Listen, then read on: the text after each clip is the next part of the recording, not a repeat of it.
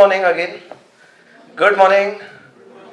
So you are starting group 2 and basically in group 2 you are aware obviously there are 4 subjects: audit, EIS, SM and FM economics as well as advanced accounts. 2 subjects are practical, 2 subjects are theoretical. If you see almost advanced accounts, FM economics for finance is practical. But in economics for finance it is theoretical part, 40 marks theory and 60 marks practical part in financial management. Okay, so in CA IPCC it was only FM financial management, but in CA intermediate it is FM plus economics for finance. Are you able to understand this? Correct? तो अब सबसे पहले I am talking about the same. FM पर हम आएंगे. FM क्या है? FM will take more time as compared to economics for finance, which is theory.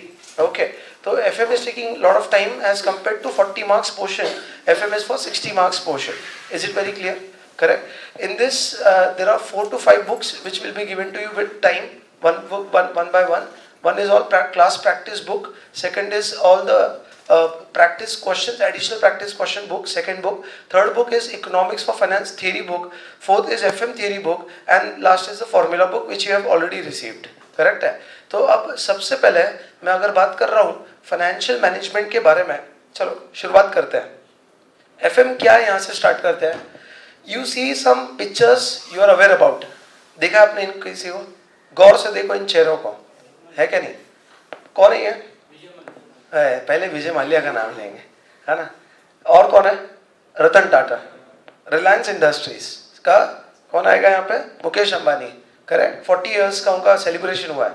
और उसके बाद if you see there is Subrata Roy, Sahara group. अब आप खुद बताओगे कौन अब सक्सेसफुल है और कौन बिहाइंड द बार्स जाने के पूरे चांसेस है या जा चुके हैं? आप बताइए. Obviously Subrata Roy was also inside जे. करेक्ट है. And if you see successful Ratan Tata and Mukesh Ambani. Okay, तो if you see the past history जाने से पहले what is the reason Vijay Mallya defaulted 9,000 crore debts from the bank, deposits or loans from the bank? आपने पढ़ा भी, company law पढ़ा है तो आपको डेट, शेयर्स और ये समझ में आता है. और सारा group was defaulting. They did not pay 24,000 crore. Slowly court order ने उनकी प्रॉपर्टी बेची, स्टेडियम बेचा, उन्होंने फिर एम्बी वैली सेल पे लगाया, कुछ ना कुछ चलते गया. तो अभी तो वो कम हो गया, बट फर्स्ट डे अगर मैं बोल रहा हूँ 24,000 करोड़ डिपॉजिट्स डिफॉल्ट किए. Correct. Why this is happening? मतलब देखो, there are many factors, there can not be one factor, but the one factor is weak financial planning, जो मैंने ऊपर लिखा है. Are you able to understand? You know, हर business के अंदर ये फाइनेंशियल प्लानिंग बहुत इंपॉर्टेंट रोल प्ले करेगा. पैसा लाना, पैसा इन्वेस्ट करना. अगर अब मैं और एक एग्जाम्पल यहाँ पे लेता हूँ, डीएसके ग्रुप अभी बहुत बड़ा बिल्डर है ये, आप पुणे में 10,000 करोड़ के नेटवर्थ माने जाते थे. करेक्ट है. डीएसके ग्रुप ने लोगों के लोन और पूरा डिफॉल्ट कर दिया है. आप समझ रहे हो? Because they have taken heavy loan. कहीं तो प्लानिंग, फाइनेंशियल प्लानिंग में गड़बड़ हो गई है. लोन का रेशियो ज्यादा ले लिया है और इक्विटी कंपैरेटिवली कम लिया है. Are you able to understand? तो कोई भी एक बिजनेस सक्सेस होने के लिए फाइनेंशियल प्लानिंग करना बहुत जरूरी है. सब फाइनेंशियल प्लानिंग में होता क्या है, हम आएंगे उस पर, डोंट वरी. बट कहीं ना कहीं अगर आप देखते हो, I am coming back to your economics, basics of economics. कोई भी एक एंटरप्रेन्योर होता है ना, उस एंटरप्रेन्योर के 3 क्वालिटीज होते हैं, ये आपने पढ़ा है. करेक्ट है. They take risk. करेक्ट है. इनोवेशन, इनोवेटर और रिसोर्स कोऑर्डिनेशन, डिफरेंट रिसोर्सेस, ये आपने पढ़ा है. They are good entrepreneur. Mallya was a good entrepreneur, good innovator. Kingfisher Airlines खड़ा किया उन्होंने. करेक्ट है. तो कहीं ना कहीं they are risk taker. But resource coordination पर मैं थोड़ा डिटेल में लेके जा रहा हूँ. समझ रहे हैं? वो 3 काम करते हैं हर एंटरप्रेन्योर. किसी को भी एक बिजनेस स्टार्ट करना है तो they do 3 work. You know it very well. This is economics. Correct है. तो जिसमें से risk taking, innovation as well as resource coordination की बात चल रही है. तो they are good innovator, they are risk taker, therefore they are here. Correct है बात. बट रिसोर्स कोऑर्डिनेशन के अंदर क्या हो रहा है ये समझना. First they will create an enterprise to start a business. समझ रहे हैं? एक एंटरप्रेन्योर बिजनेस स्टार्ट करने के लिए, रिसोर्स कोऑर्डिनेशन करने के लिए, ये आपको पता है there are 4 factors of production. Resources में 4 आते हैं ना, land, labour, capital and enterprise. They create an enterprise. Enterprise जो भी ओपन करेंगे वो लोग, जिसने भी अभी तक जो भी ओपन किया है, इट में be the sole proprietor, partnership, LLP, company, HUF, इसके अलावा कोई बिजनेस होता ही नहीं है। चैरिटी करना है तो ट्रस्ट में जाओ, मेंबर्स को बेनिफिट देना है सोसाइटी फॉर्म करो, रिक्रिएशनल एक्टिविटी करना है क्लब बनाओ। Are you able to understand? Correct है। तो बिजनेस करना है तो ये 5 फॉर्म है, जिसमें से आपने सीपीटी सीए फाउंडेशन के अंदर पार्टनरशिप एक्ट पढ़ लिया है, सीए फाउंडेशन के अंदर एलएलपी पढ़ लिया है कि इन ऑर्गेनाइजेशंस को कौन सा एक्ट गवर्न करता है, और इंटरमीडिएट में आप कंपनी एक्ट पढ़ लियो, काफी सारे प्रोविजंस, ऑलमोस्ट 140 सेक्शंस। करेक्ट है बात? तो ये पहले एंटरप्राइज ओपन करेंगे। अब एंटरप्राइज ओपन करने के बाद ये 2 का काम, इंपॉर्टेंट काम करेंगे, प्रोक्योरमेंट ऑफ फंड, पैसा लेकर आना मार्केट से। अगर आपने कंपनी बनाया इक्विटी के फॉर्म में, डिबेंचर्स के फॉर्म में, डेट के फॉर्म में, करेक्ट है, कैश लिक्विडिटी, या वहां से पैसा लेकर आना, ह्यूज पैसा क्रिएट, यू नो, कहीं ना कहीं रेस करना, और उस पैसे को अप्लाई करना। आपका बैलेंस शीट भी ऐसा कुछ बोलता है, sources of fund and application of fund, करता है कि नहीं? करेक्ट है। तो देखो, हर एंटरप्रेन्योर 3 काम कर रहा है, मैंने आपको बोला। पहला क्या काम कर रहा है? Risk taking, innovation, and third is the resource coordination. समझ रहे हैं? बट जिसमें से रिसोर्स कोऑर्डिनेशन में सबसे इंपॉर्टेंट पहले वो एंटरप्राइज बनाएगा।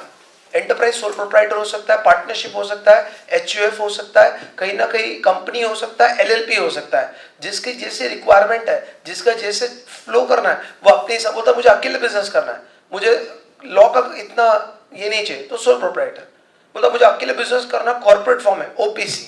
समझ मेरी बात? मुझे ह्यूज बिजनेस करना है, पब्लिक कंपनी। करेक्ट है। तो अब वो एंटरप्रेन्योर जो है वो एंटरप्राइज बनाएगा, और बाकी वो क्या करेगा? पहले सबसे पहले कैपिटल रेस करेगा। करेक्ट है बात? कैपिटल रेस करेगा, that is called as procurement of fund. कोई भी बिजनेस बगैर पैसे चलता है क्या? अरे कोई ऐसा बंदा है क्या 10,000 करोड़ का टर्नओवर और 1 रुपया कैपिटल नहीं लगाए? हो ही नहीं सकता। समझ रहे हैं ना बात?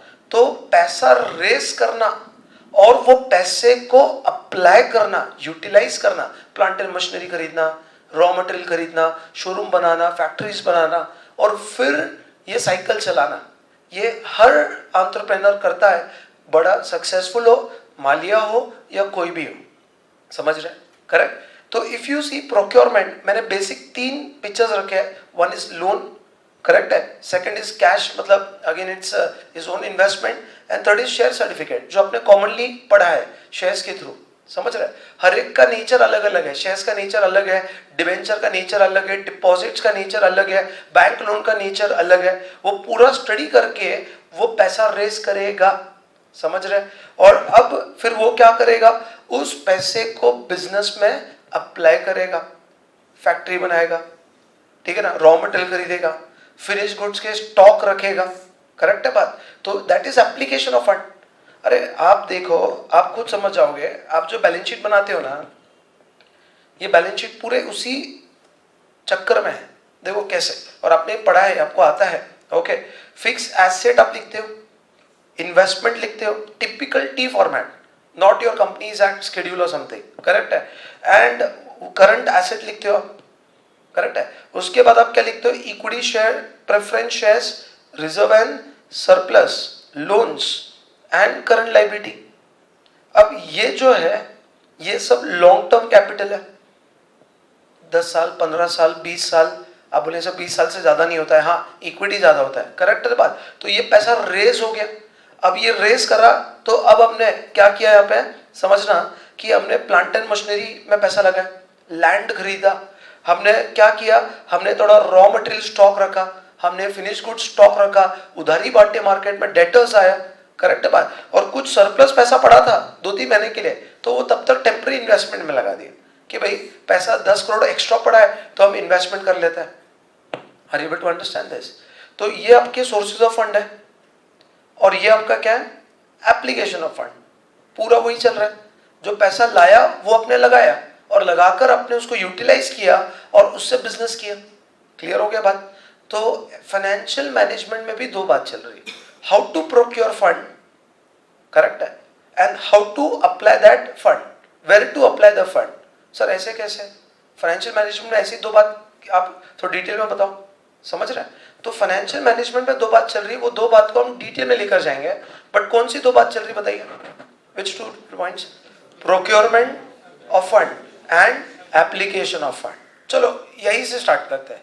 सपोज आप ये जो बैठे हैं, आप सबको बिजनेस करना है, आप सबने कंपनी रजिस्टर कर ली।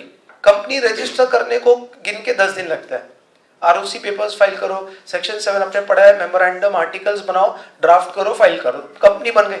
अब आप सब आके बैठ रहे हो, चाय पी रहे प्रेस्टीज पॉइंट के नीचे, बढ़िया सी चाय, ओके, जो आपको पसंद ही नहीं आएगी बाद में, ओके, क्योंकि सेम सेम सेम चीज है ना।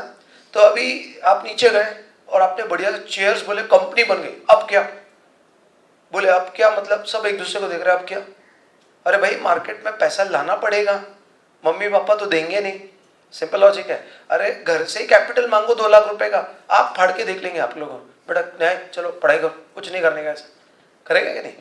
तो 2 लाख रुपए घर पे, 2 लाख तो बहुत ज्यादा हो गया, 1,50,000 भी एक्स्ट्रा मांग लो, पापा पहले बेटा क्यों चाहिए, ऐसा बड़ा वाला क्वेश्चन मार्क आएगा।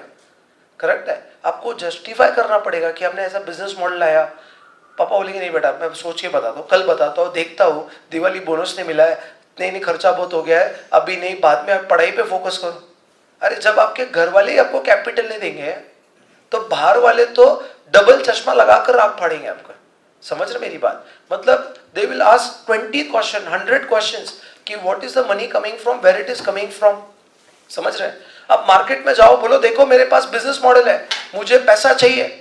अब आपको सेमिनार पे सेमिनार लोगों को प्रेजेंट करना पड़ेगा, आप कौन हो, आपका प्लान ऑफ एक्शन क्या है, आपका आइडिया क्या है, और शायद आपको लोग पैसा दे। That is procurement, so tough job. Correct है? पहली बात, बिजनेस में अगर पैसा ही नहीं आया तो बाकी 3 रिसोर्स तो छोड़ दो, लैंड, लेबर। समझे मेरी बात? Capital in the form of machinery, पहले पैसा लगेगा ना तो मशीनरी आएगी, पैसा लगेगा तो लैंड आएगा, या तो आप रेंट दोगे। समझे मेरी बात? तो कहीं ना कहीं पहला, सबसे पहला बिजनेस स्टार्ट करने का क्वेश्चन मार्क ही प्रोक्योरमेंट से आता है। और प्रोक्योर करने के लिए आपको टिपिकली 4-5 चीज पता है: equity share, preference share, debenture, debt and reserve. और आप बोल दोगे सर बॉन्ड आएगा, सर ये आएगा, सर ये आएगा, 7-8 बता दोगे। आप इस सब्जेक्ट के अंदर 40 से 50 सोर्सेज पढ़ोगे कि पैसा कहां से रेज होता है। कितने सोर्सेज? 40 से 50। समझ रहे हैं? एक कंपनी सिर्फ 4-5 इंस्ट्रूमेंट में नहीं पैसा रेज करती है। अरे एक से एक कंसेप्ट है, मैंने बीच में लॉ में ही बताया था, masala bond, bulldog bond, samurai bond, ऐसे ऐसे वर्ड्स आएंगे। ठीक है ना बात? इट्स वेरी इंटरेस्टिंग, फ्रैंकली, नए नाम से डरना नहीं है। Okay, you know, venture capital funding, bridge finance, seed capital assistance, ऐसे ऐसे टर्म्स पढ़ोगे आप कि ऐसा भी पैसा रेज होता है। अरे मालूम ही नहीं था। अभी तक तो हम typically equity, debenture, loan, preference shares और इसी में खेल रहे हैं। 40 से 50 सोर्सेज है जहां से आप पैसा रेज करोगे। वो आपका एक चैप्टर बन गया, सोर्सेज ऑफ फाइनेंस। ये आपका एक चैप्टर क्या बन गया? सोर्सेज ऑफ फाइनेंस, कि what are the sources available to raise money. आप समझ रहे हो बात को? करेक्ट है ना बात? फिर आप बिलीव नहीं करोगे, ये सोर्सेज अब लाना है तो उसका कुछ अपॉर्चुनिटी कॉस्ट है। Cost cost cost, nothing is free. अरे मैंने अगर मेरे रिलेटिव को ना 1 लाख रुपए दे दिया, करेक्ट है, 1 हफ्ते के लिए, वो जिंदगी भर मेरे लिए रिस्पेक्ट रखेगा, आई ओ यू समथिंग, आपने मेरी मदद की थी।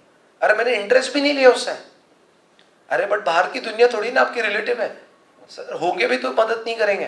दिल आस्क यू, देख भाई तुझे लोन चाहिए, मुझे 18% चाहिए, तुझे ये चाहिए, मुझे इतना चाहिए, तो मुझे बिजनेस में ओनर बना रहा है, 50% मेरा मार्जिन होना चाहिए। There is some cost involve. Correct है? तो जो भी आप पैसा लेकर आओगे उसके साथ दहेज में कॉस्ट आएगा, वो कॉस्ट आपको स्टडी करना है। अगर यही हो गया डीएसके ग्रुप का, डीएसके ग्रुप ने क्या किया, इतना लोन उठाया, इतना महंगा लोन उठाया। ठीक है, लोन उठाते समय 30%, 40% अनसिक्योर्ड लोन्स। समझ मेरी बात? या वहां से इससे रिलेटिव फ्रेंड्स, उनका नाम अच्छा चल रहा था, बट जब बिजनेस में रिटर्न इनकम ही निकल रहा था 15-20%, तो डूब गए भाई, अक्यूमुलेट हो गया लॉसेस। समझ रहे? तो you have to study second factor which is cost of the capital. क्या स्टडी करोगे? Cost of the capital. Correct है ना बात? तो देखो अभी आप ये देखो, इस साइड पे देखो, ये सोर्सेज क्या क्या सोर्सेज है, फिर उस सोर्सेज का कॉस्ट क्या है। करेक्ट है ना बात? अब आपके सामने क्वेश्चन आएगा as a chartered accountant, suppose example, एक बोर्ड मीटिंग बैठी है, बोर्ड ऑफ डायरेक्टर्स ने आपको बुलाया कि हमें कंसल्ट करो, करेक्ट है? कंपनी ऑडिटर कंपनी ऑडिट कर रहा है, करेक्ट है? और कोई अकाउंटिंग देख रहा है, कोई इंटरनल ऑडिट देख रहा है, कोई आके कंपनी को मैनेजमेंट कंसल्टेंसी कर रहा है कि डायरेक्टर्स को कंसल्टेंसी करना है। तो कैसे आपको बोल रहे हैं, देखो हमारे पास एक प्रोजेक्ट है जिसमें 100 करोड़ चाहिए, we are making some product, suppose Maggi manufacturing हम कर रहे हैं, नूडल्स मैन्युफैक्चरिंग कर रहे हैं। अब ये 100 करोड़ है, तो मेरे पास, मैंने याद करो मैंने आपको क्वेश्चन पूछा है कि मेरे पास 4 ऑप्शन है पैसा लाने का। पूरा का पूरा पैसा इक्विटी से लेकर आ सकते हैं हम 100 करोड़, या इक्विटी से हम एक काम करते हैं 25 करोड़ लाते हैं, प्रेफरेंस शेयर से 25 करोड़ लाते हैं, और डेट से डिबेंचर्स से 50 करोड़ लाते हैं, या हम एक काम करते हैं प्रेफरेंस शेयर 50 और डेट 50 लाते हैं, 50-50 करोड़, या बोले एक काम करो जाने दो पूरा ही डेट से लाते हैं। अब आप बताओ, chartered accountant, you are future chartered accountant, I am present fellow chartered accountant, FC है, करेक्ट है बात? आप बताइए कि अब आपके सामने 4 ऑप्शन आ गए। कौन से 4 ऑप्शन है? इक्विटी से पूरा 100 करोड़ लाना है, दूसरा इक्विटी से 25, प्रेफरेंस से 25, डेट से 25, या तीसरा प्लान प्रेफरेंस से 50, डेट से 50, या चौथा प्लान पूरा डेट से 100 करोड़। सभी में 100 करोड़ आ रहे हैं। अब डायरेक्टर्स पूछ रहे हैं जवाब दो, पैसा कहां से लाए? हम कंफ्यूज्ड है, हमें सब जगह से पैसे मिल रहे हैं, लाए कौन से फॉर्म में? प्लान 1 से लाए, प्लान 2 से लाए, प्लान 3 से लाए, प्लान 4 से लाए, पैसा कैसे किस फॉर्म में रेज करेंगे बताइए?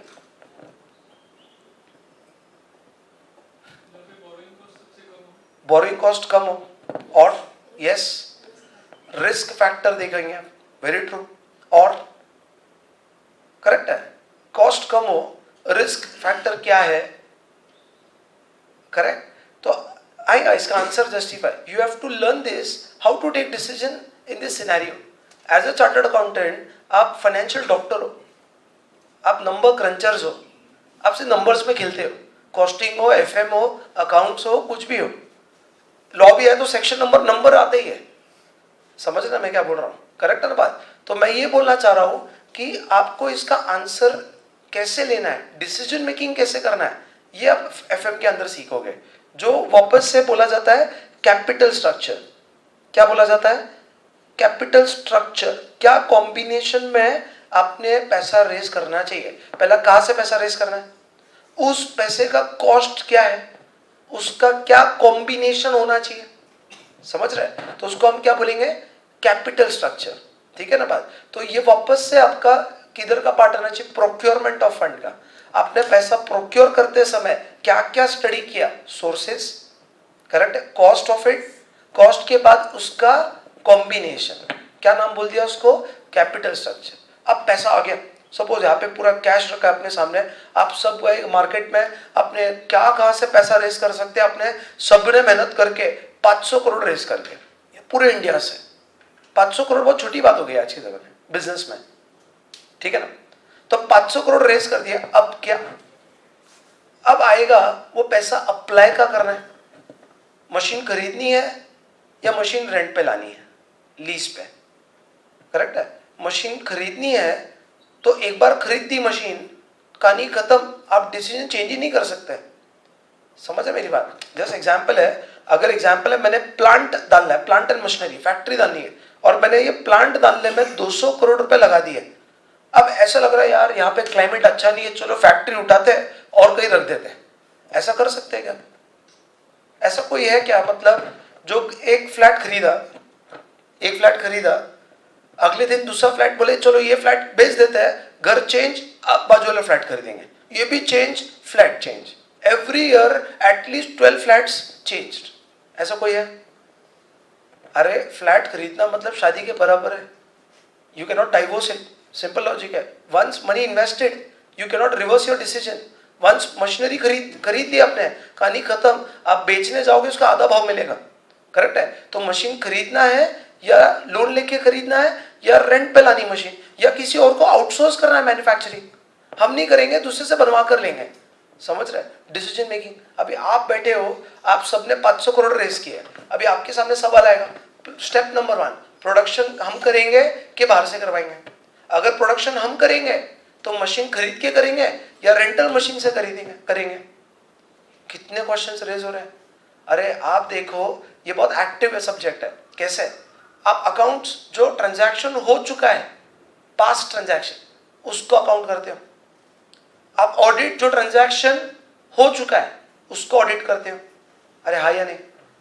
आप टैक्स जो ऑलरेडी ट्रांजैक्शन हो चुका है उसकी कैलकुलेशन करते हो.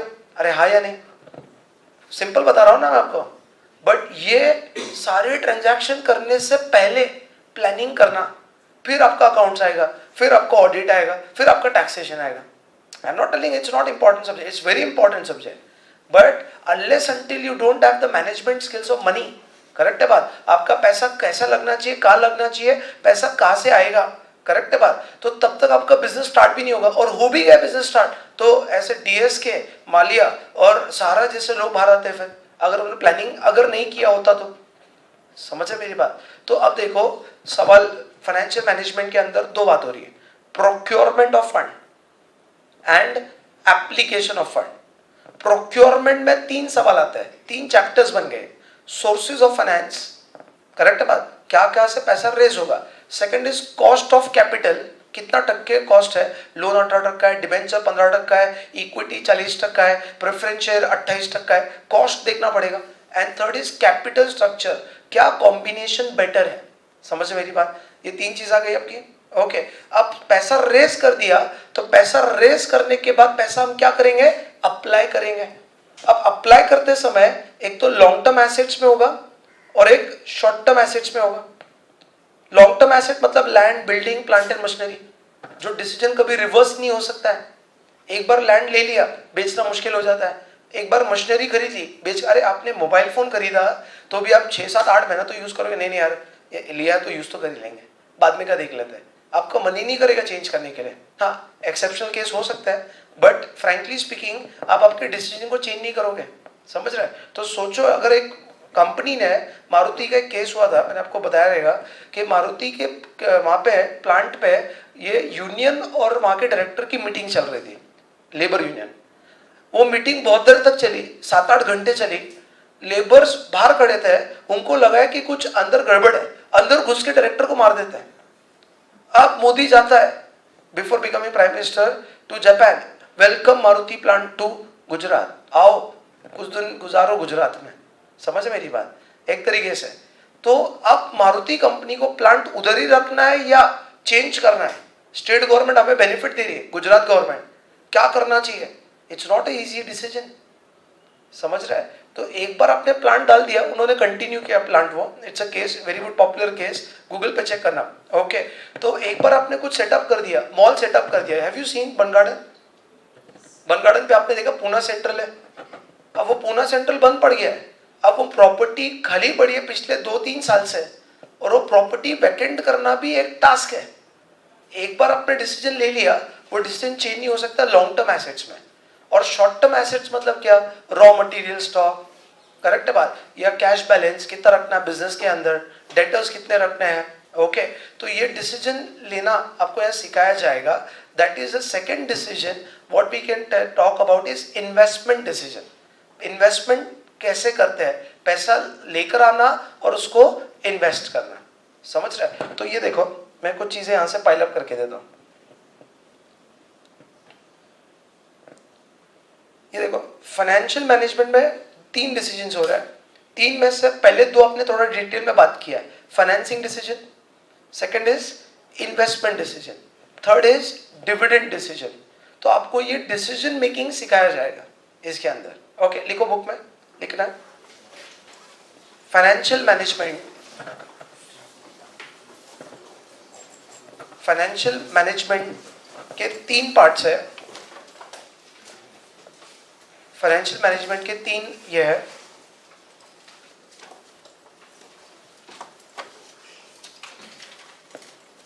First is financing decision.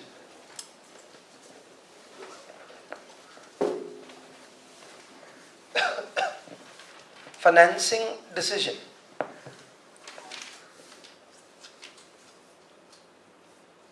Second is investment decision.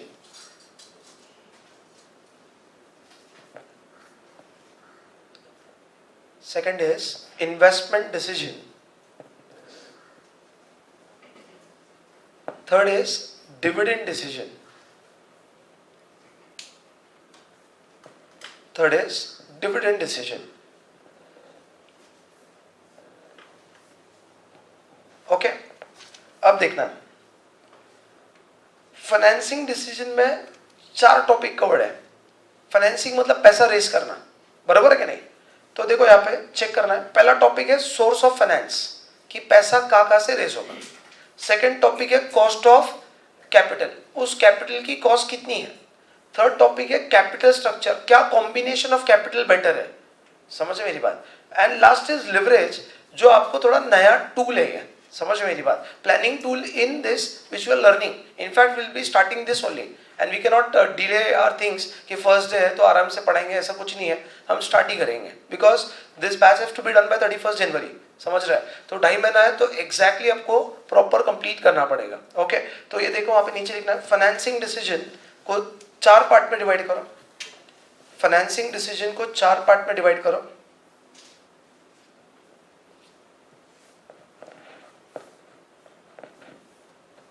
Okay, पहला सोर्सेज ऑफ फाइनेंस, पैसा कहां से रेज होगा.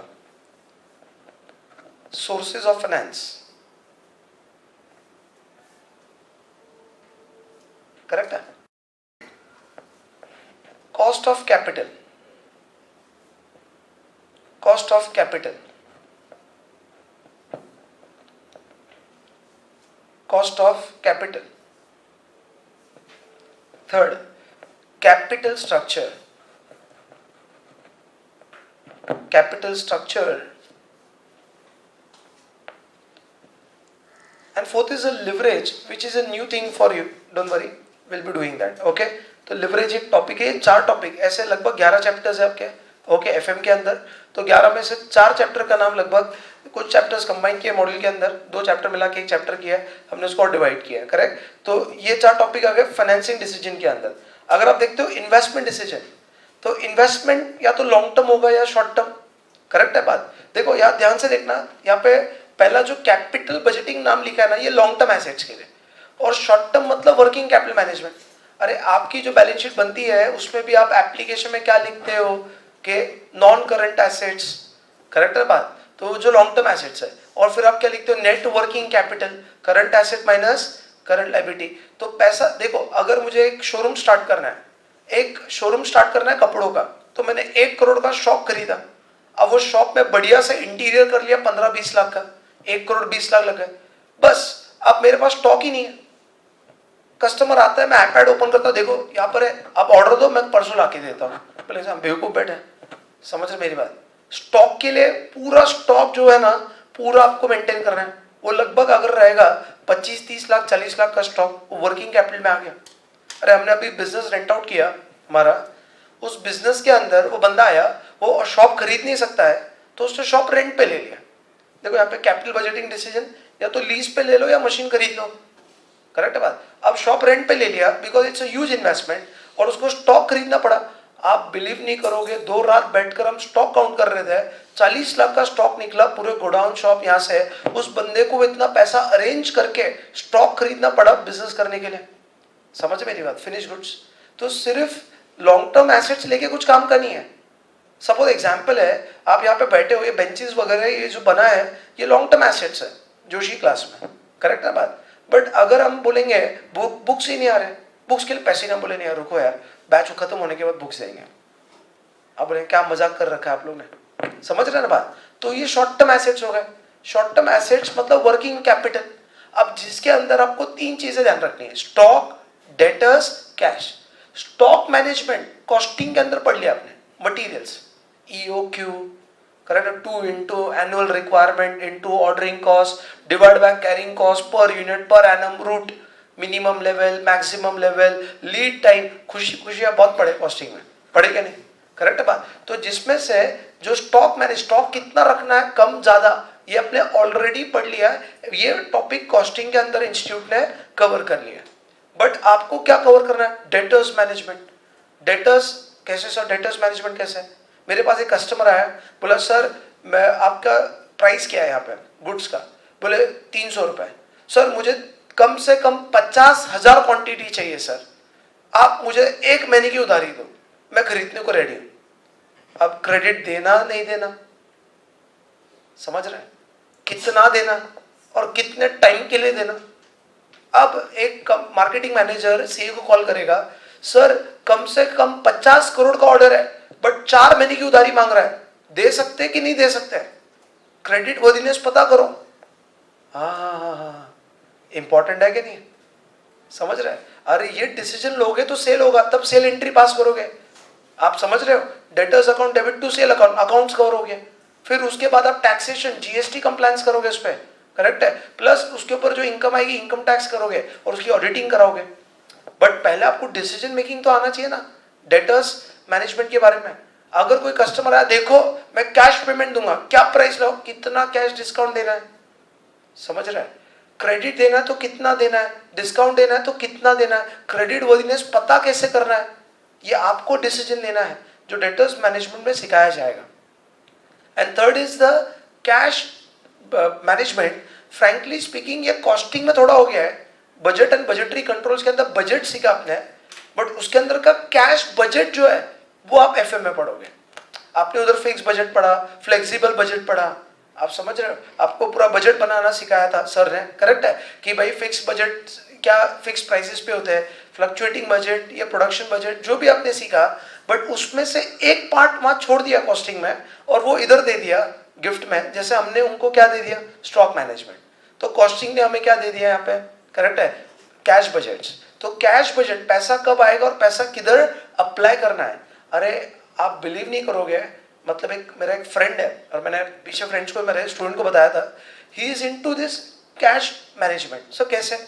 उस कंपनी के अंदर उसका एक ही काम है, कब पैसा आएगा कब पैसा जाएगा, कब पैसा आएगा, कितने दिन के लिए आइडल पैसा है, 5 दिन, 50 करोड़ आ रहे हैं, 5 दिन आइडल है, 5 दिन के बाद लगने वाला, वो 5 दिन के लिए इन्वेस्टमेंट करना पैसा और इंटरेस्ट अर्न करना, ट्रेजरी मैनेजमेंट। क्या बोलता है? Treasury management. अब उसने ऐसा करके करके करके करके कंपनी के अंदर जो आइडल कैश पड़ी थी, समझ रहा है, उसके ऊपर interest income 40 lakh rupees.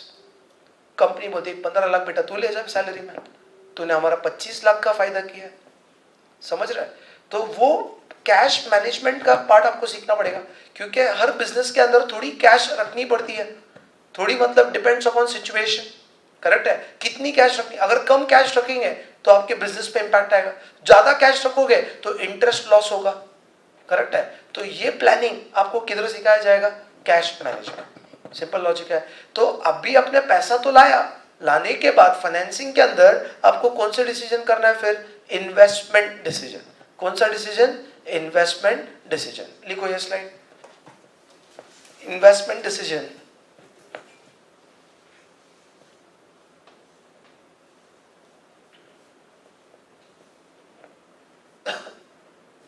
Investment decision को 2 पार्ट में डिवाइड करो, capital budgeting,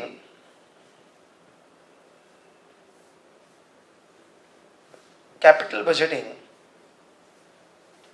and working capital management.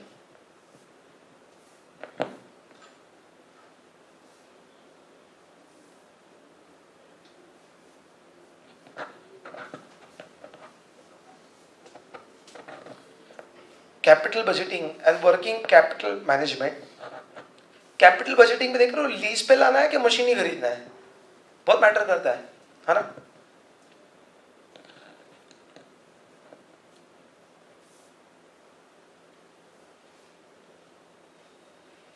या फिर प्रोडक्शन ही आउटसोर्स करना है। आजकल outsourcing are going very good, okay, production outsource करना है।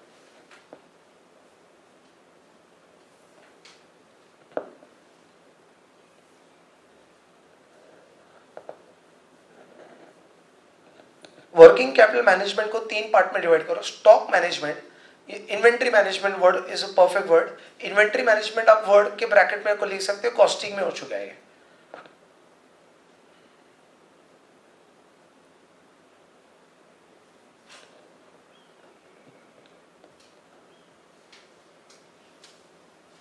Debtors management and cash management.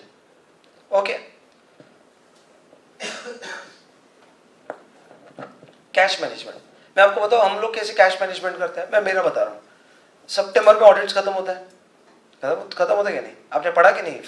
PGBP, correct है. पीजीबीपी में आप देखते हो कि turnover when exceeding 2 crore, correct है. और in case of professionals if it is exceeding, gross receipts are exceeding 50 lakh, they have to undertake income tax audit compulsorily.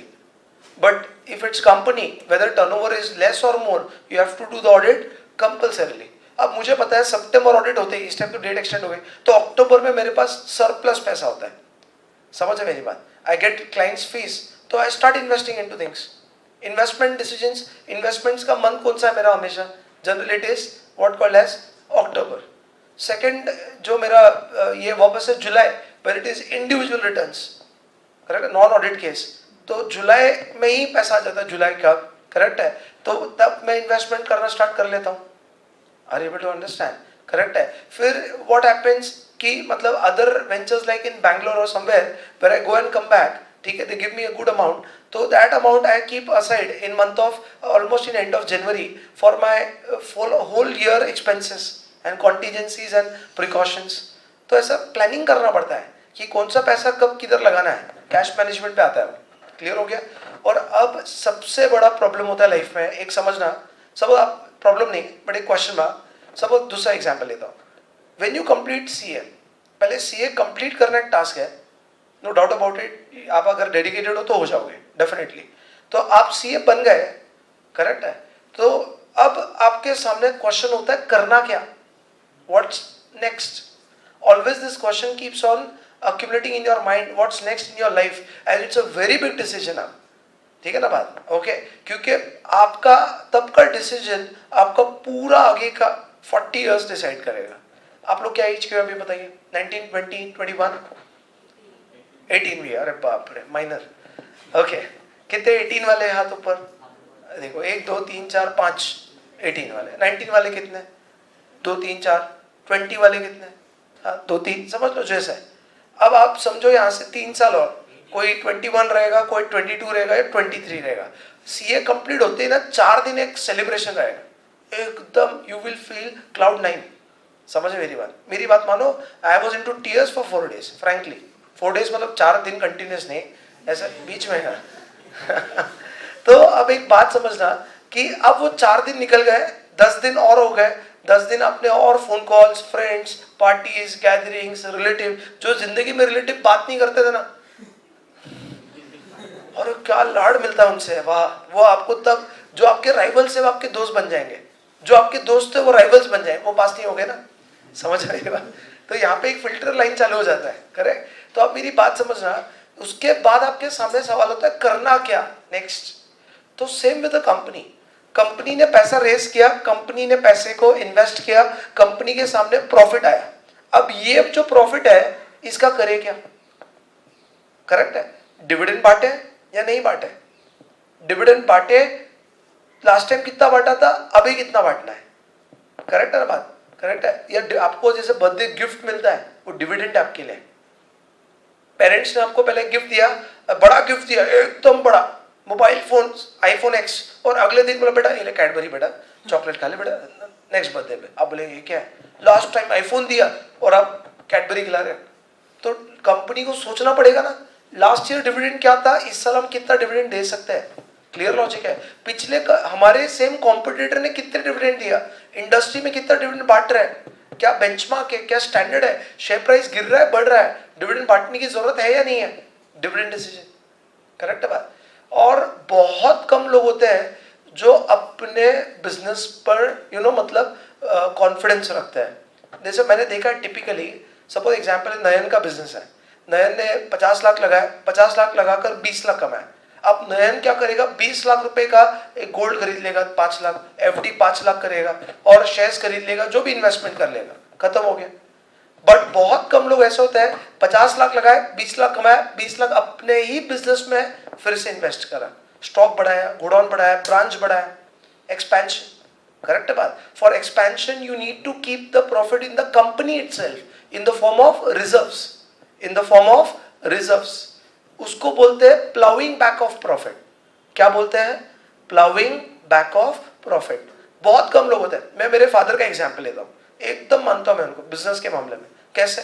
बोले उन्होंने किराना स्टोर स्टार्ट किया था, huge businessman in 40 years of business उनका experience है, ठीक है। अब वो करते क्या थे, लोग किराना बिजनेस को टिपिकल समझते हैं।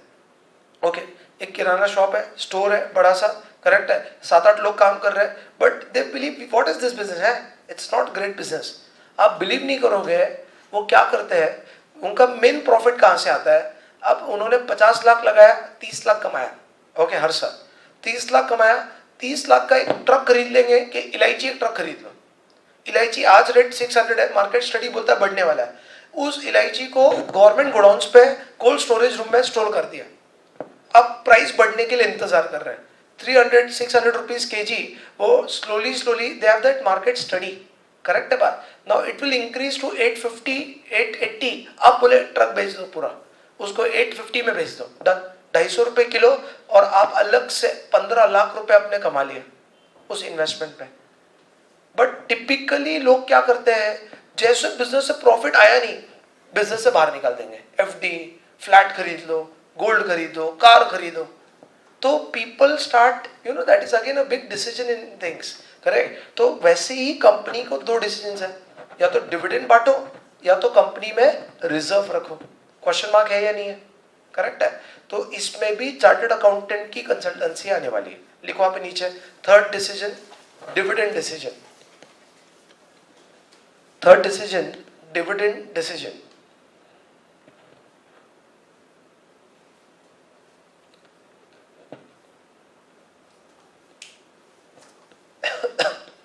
उस पर लिखना है डिविडेंड डिक्लेरेशन कितना करना है, and transfer profit to reserve कितना करना है। ट्रांसफर प्रॉफिट टू रिजर्व कितना करना है, dividend declaration and transfer profit to reserves. तो आपका पूरा समरी एफएम यहां पर आ गया एक शॉर्ट फॉर्म में। In FM you are taking 3 decisions. What is the first decision? Financing decision. What is the second decision? Investment decision. After investment you earn some profit, that profit को क्या, कौन सा decision? Dividend decision. Dividend declare करना या reserve. इन तीनों decision के आसपास ही पूरा एफएम घूमने वाला है। पूरे तीनों डिसीजन, ये तीनों डिसीजन के अंदर 11 चैप्टर्स कवर्ड है। अब एक एक करके जब चैप्टर देखोगे तो आपको एफएम समझ में आएगा। तो अभी मैंने आपको सिर्फ व्हाट इज एफएम ये बताया कि एफएम फाइनेंशियल मैनेजमेंट में क्या है। What is financial management, what it covers 2 major prospects, procurement and application, which involve 3 decisions, correct बात। वो 3 decisions, financing, investment and dividend decision. अब मैं कुछ आगे बढ़ने से पहले मैं कुछ बेसिक्स पे लेके जाऊंगा आपको, ओके, मतलब जो आपको यूज होगा हर जगह पर, हर चैप्टर के अंदर। I will be giving certain basic sentiments in the study. यहाँ पे देखना है, एक कंसेप्ट है वर्किंग कैपिटल साइकिल, ये आपको आइडिया रहेगा। बोलिए, what is working capital cycle? Working capital cycle simple है, नाम से समझता है ना। बोलो, रॉ मटेरियल पे थोड़ा काम करो, WIP बनेगा। पूरा काम करो, फिनिश गुड्स बनेगा। अभी आप कौन हो? आप WIP हो, करेक्ट है ना बात। आप फिनिश गुड्स बन जाओगे एक दिन, करेक्ट है। उसके बाद ये फिनिश गुड्स हम कस्टमर्स को सेल करेंगे, वो आएंगे डेटर्स, और वो डेटर्स हमें कैश देगा जिससे हम वापस से रॉ मटेरियल खरीदेंगे। हर बिजनेस की ये साइकिल है। बिल्डर क्या करता है? कंस्ट्रक्शन करता है, फ्लैट बेचता है, पैसा आता है, अगले साइड करता है, कंस्ट्रक्शन करता है, फ्लैट देता है, बेचता है, चलता रहता है, करेक्ट है। Faster the cycle, better the business, slower the cycle, समझ मेरी बात। बहुत सारे बच्चे WIP पे अटक जाते हैं CA में, मजाक नहीं कर रहा हूं मैं। मतलब मैंने देखा है प्रेस्टीज फंड पे अगर 1000 बच्चे घूम रहे हैं, 200 बच्चे पास होते हैं, 800 से बै करते रहते हैं। समझ रहे मेरी बात? It's a fact ratio I'm talking about. Okay, so you have to be in the crowd of 200. You have to become that 200 here and not the 800. Everyone clearing CPT, CA foundation is raw material. After clearing, they become WIP. Frankly speaking, and same in a business. मैं आपको दो चीज correlate कर रहा हूं, same in the business, correct है। और market में जाओ फिर आपको उसका कुछ वैल्यू मिलना स्टार्ट करेगा। ओके, तो बिजनेस के अंदर ये साइकिल देखो, मैंने शोरूम खोल दिया और शोरूम में स्टॉक ला के रखा बट कस्टमर ही नहीं आ रहे, वो शोरूम किस काम का। मैंने मैन्युफैक्चरिंग फैक्ट्री खोल दी, प्रोडक्ट बनाया, प्रोडक्ट मेरा मार्केट में बिक ही नहीं रहा है, तो क्या काम का बिजनेस। तो पूरा बिजनेस का सक्सेस इस ऑपरेटिंग साइकिल पे चलता है। कितने लोग को बात समझ में आती है? समझ में आ रहा है पक्का? करेक्ट है ना बात? तो कहीं भी देखो, जैसे आज पता है क्या, बहुत सारे बिल्डर्स ने फिनिश गुड्स बना के रख दिए, साइट कंप्लीट है but there is no customers to purchase the flat, correct है। तो साइकिल अटक गया, साइकिल अटक गया तो पैसे नहीं है अगला साइट स्टार्ट करने के लिए, करेक्ट है, अगला प्रोजेक्ट करने के लिए, करेक्ट। या बहुत सारे बिल्डर क्या कर रहे हैं, उनके पास कैपिटल नहीं है तो साइट कंप्लीट करने में ही 5-5 साल लगा रहे, स्लो कंस्ट्रक्शन, तो WIP ज्यादा है उनके पास। अरे हाँ या नहीं? करेक्ट है। तो कहीं ना, या डेटर्स आ गया, बहुत माल बिका बट कस्टमर बैड डेट्स में टर्न आउट हो रहा है, तो हमारा साइकिल अटक गया वापस से। तो ऑपरेटिंग साइकिल मतलब conversion of raw material to cash and again the cash into raw material is operating cycle. Faster the cycle, देखो ये साइकिल जैसे एग्जांपल है ना, 100 रुपए का रॉ मटेरियल, 120 का WIP, कॉस्ट शीट बना रहा हूं मैं, फिनिश गुड्स तक कॉस्ट शीट बना रहा हूं, ठीक है ना। 130 रुपीज में फिनिश गुड्स, डेटर्स को 200 रुपए में बेचा, 70 रुपए प्रॉफिट भरा है, वापस से मैंने 100 रुपए का रॉ मटेरियल, 120 का WIP, ठीक है ना, 130 का फिनिश गुड्स, वापस कस्टमर को 200 में बेचा, 70 रुपए का प्रॉफिट भरा है। ऐसा प्रॉफिट अक्यूमुलेट होता रहेगा। तो नीचे लिखना है operating cycle, operating cycle, operating cycle को ये साइकिल ड्रॉ करना है। नीचे फिर मैं नोट दूंगा, रॉ मटेरियल टू WIP लिखना है आपने,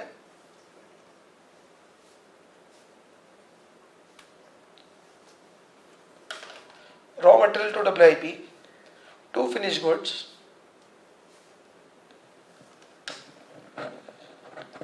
debtors to cash,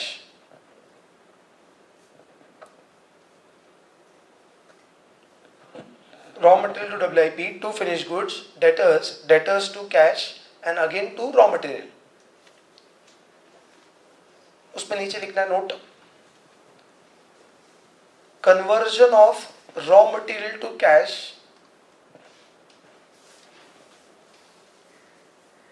conversion of raw material to cash is operating cycle।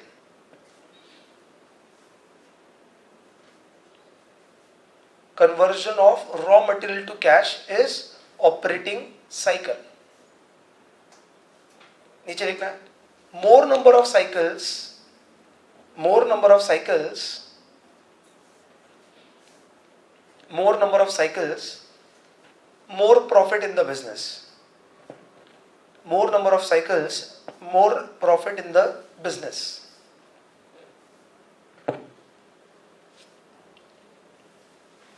Okay, अब चलो आपके बेसिक से हम देखेंगे। आपने देखा कि there are equity, there is preference and there is debt और डिबेंचर्स और डिपॉजिट्स, करेक्ट है बात। ये इक्विटी पढ़ा था 43 to 70 में, 71 to 72 अभी लेटेस्ट पढ़ा आपने, एंड 73 to 76 लगभग, ठीक है ना बात। अब मैं ये पूछ रहा हूँ, ये 3 कॉमन इंस्ट्रूमेंट है जिससे पैसा रेज होगा, मेजर पैसा इससे रेज होगा, बाकी तो चलता रहेगा, फॉरेन करेंसी, कन्वर्टेबल बॉन्ड्स, ये बॉन्ड्स, डीप डिस्काउंट बॉन्ड्स, ये अलग अलग फंडिंग है, छोड़ दो वो हम बात करेंगे। अब ये तीनों पैसा रेज करते समय क्या क्या फैक्टर्स डिसाइड करेगा, क्या क्या फैक्टर्स डिसाइड करेगा कि कौन सा पैसा रेज करना है। First factor is like cost, उस कैपिटल का कॉस्ट क्या है, इंपॉर्टेंट, अरे हाँ या नहीं। सेकंड उसने बोला था रिस्क, कि क्या रिस्क इन्वॉल्व है, करेक्ट है। ये 2 फैक्टर तो आपने खुद ने क्लास में बता दिए, इनडायरेक्टली डायरेक्टली। मतलब आप कॉस्ट देखोगे, इक्विटी का कॉस्ट क्या है, प्रेफरेंस का कॉस्ट क्या है, और डिबेंचर्स का कॉस्ट क्या है, या डेट का कॉस्ट क्या है, खत्म हो गया कॉस्ट। सेकंड आप क्या फैक्टर देखोगे, रिस्क, कि क्या रिस्क इन्वॉल्व है, वो पैसा लाने से रिस्क क्या है। अब मैं आपको क्वेश्चन पूछ रहा हूं, where is the highest risk of the company, in which type of capital, debt, perfect, correct है। लोन का पैसा देना ही पड़ेगा, बिजनेस हो या ना हो, इंटरेस्ट पे करना पड़ेगा, इट डजंट मैटर, करेक्ट बात। हाईएस्ट रिस्क यहाँ पर है, उसके बाद सेकेंड रिस्क किधर है, प्रेफरेंस या इक्विटी, प्रेफरेंस, करेक्ट है।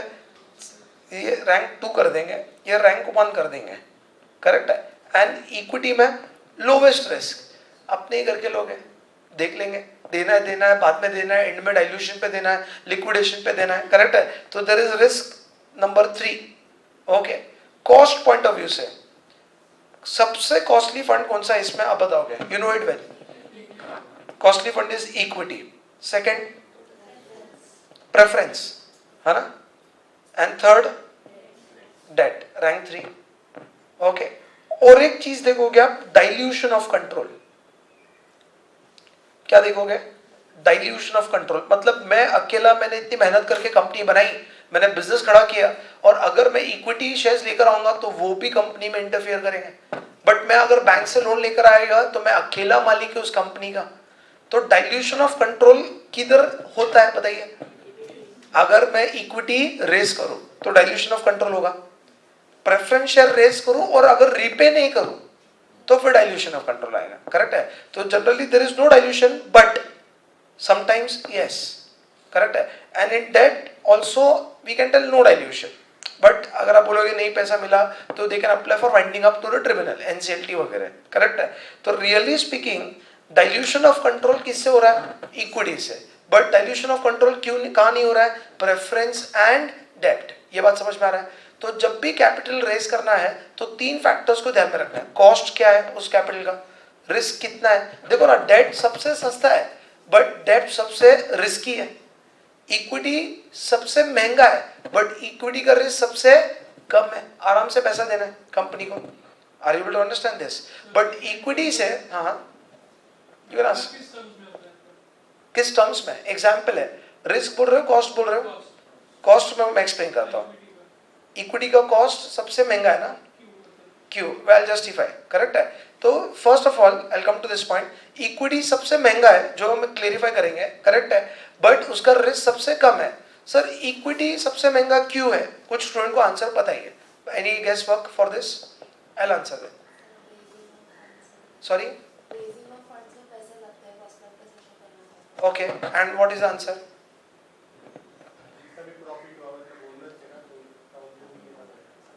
The question is why equity is costlier. सब एग्री कर रहे हैं इस बात पे, बट रीजन चाहिए, ठीक है।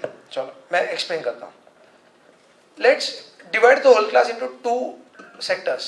पहले 2 बेंच वाले इक्विटी वाले बैठे, ठीक है ना, श्वेता तृप्ति से लेकर फहीम और या हेमंत तक के 3 बेंचेस जो है वो डेट वाले बैठे हैं, ठीक है ना बात। आप सबने इक्विटी में, आप सबने कितना पैसा लगाया, डेट में, डिबेंचर्स, करेक्ट है बात। सपोज आपने 10-10, 20-20 करोड़ तो आपने डिबेंचर्स में पैसा लगाया, इन्होंने इक्विटी में लगाया, ठीक है ना बात। तो bench number 1 are the equity share holders and bench number 2 are debenture holders, correct है। इक्विटी वाले ने 100 करोड़ लगाया और डिबेंचर वाले ने भी 100 करोड़ लगाया, कंपनी का कैपिटल हो गया 200 करोड़। अब इक्विटी वाले बोलते हैं या डेट वाले बोलते हैं कुछ भी हो जाए हमें 10% तो चाहिए, तुम तुम्हारा देख कर लो, हमें 10% चाहिए, लॉस हो प्रॉफिट हो हमें 10% चाहिए, हम जिंदगी में रिस्क लेना नहीं चाहते, हम बहुत शरीफ लोग हैं बुल्ले के लिए, ठीक है ना बात। तो हम बहुत शरीफ लोग हैं, हमारा कहीं माहिती नहीं है, हमारा 10% दिया। तो अभी कंपनी में प्रॉफिट हो लॉस हो, सपोज 1 करोड़ को हटा दो, करोड़ को हटा दो, सिंपल नंबर 100 रुपए एंड 100 रुपए लेते हैं, ठीक है ना बात। तो इनको 10 रुपए देना ही पड़ेगा, करेक्ट है। अब इनका क्या होता है, रिस्क इनका बहुत ही कम है, बट आपने रिस्क ज्यादा लिया, हायर रिस्क, क्लियर लॉजिक हुआ। तो ज्यादा रिस्क लिया तो मुझे बताओ, आपको सिर्फ 5 रुपए दिया, मतलब पागल बैठे हम, हमारा पैसा भी फिर हम डिबेंचर में लगाएंगे, हम रिस्क ज्यादा ले रहे तो जिंदगी में ज्यादा रिस्क तो ज्यादा रिटर्न चाहिए हमें, है ना। अगर आप रिस्क ज्यादा ले रहे हो, आप 6 जन जो बैठे हो यहाँ पे और आप लोग रिस्क कम ले रहे हो, तो जो रिस्क ज्यादा ले रहा है वो एक्सपेक्टेशन भी ज्यादा रखेगा। सिंपल लॉजिक है, अगर आपको सिर्फ 5 रुपए मिलने वाले हैं तो आप बोलेंगे हमें इक्विटी से पैसा विड्रॉ करते हैं, हम एक काम करते हैं, हम भी डिबेंचर में पैसा लगाते हैं। आपको ये बात समझ में आ रही है क्या, मैं क्या बोलना चाह रहा हूं। तो आप बोलेंगे डिबेंचर वालों को 10 रुपए मिल रहा है तो हमें कम से कम 12 रुपए दे दो, क्योंकि we are taking more risk, point number 1, correct है बात?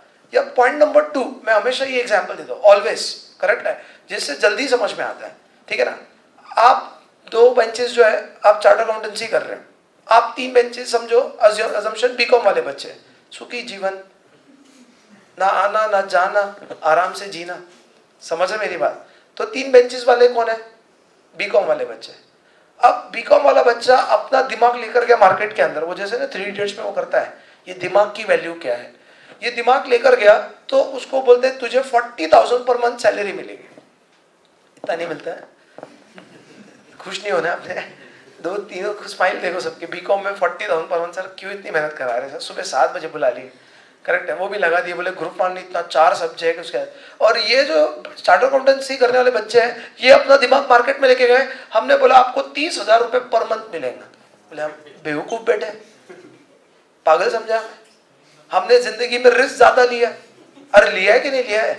अरे बच्चे घर पे सो रहे आराम से, आप बेचारे नादान 7 बजे उठकर आके बैठ गए, जिंदगी के 4-5 साल सुबह शाम होमवर्क, बुक्स, क्लास, और क्या मालूम क्या होने वाला है।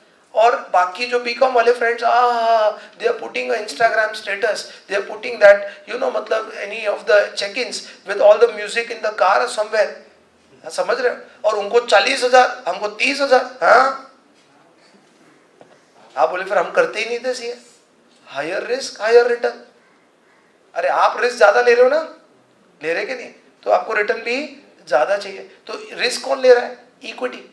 अरे मैं आपको बता रहा हूं, मैंने लॉ के बैच में बताया था, करेक्ट है, क्लियरली बताता हूं, मैंने 25 शेयर लिए थे छोटी कंपनी के, करेक्ट है, मदर सुमीज सिस्टम लिमिटेड, ओके। अब 25 शेयर लिए, एक शेयर की भाव लगभग 160 रुपीज है, करेक्ट है बात? अब 25 शेयर पे 12 बोनस शेयर्स मेरे को मिले, दिखाता हूं मैं आपको कितने बोनस शेयर मिले, 12। मतलब 160 रुपए लगाए तो 80 रुपए का फायदा होगा, 2:1 की रेशियो में। तो मुझे कितना टक्का मिला? 50% मिला। अरे 50% आपको डेट वालों को थोड़ी ना मिलेगा, उनको 10-12% ही मिलेगा। चलो मैं आपको दिखा दो, नेट शेयर करना भाई, नेट शेयर करो, दिखा दो।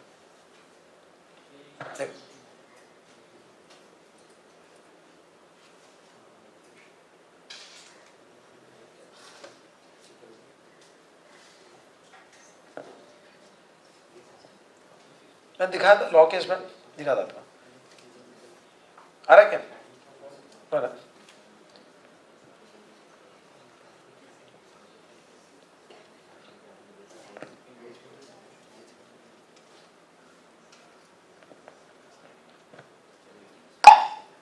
जीमेल इसमें से 1 second,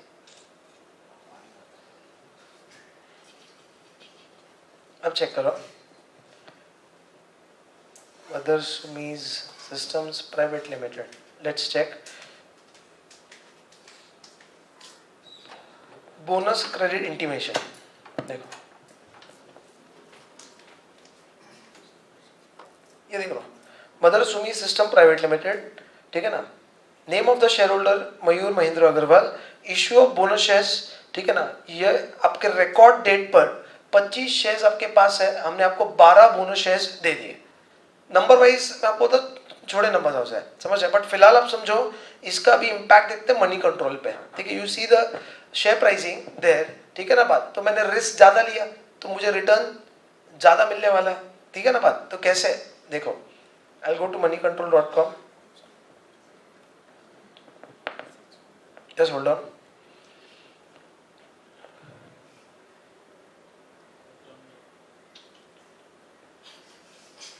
No such excitement about pics, okay? ये बहुत सबसे हॉट टॉपिक चल रहा है ना, रणवीर और Deepika Padukone. I don't know, लोग ऐसे स्टेटस डालते हैं, कॉन्ग्रेचुलेशन टू द कपल, जैसे मोदी ट्वीट कर रहे हैं उनको विश करने के लिए, करेक्ट है, yes it's a nice couple, no doubt about it, but anyways,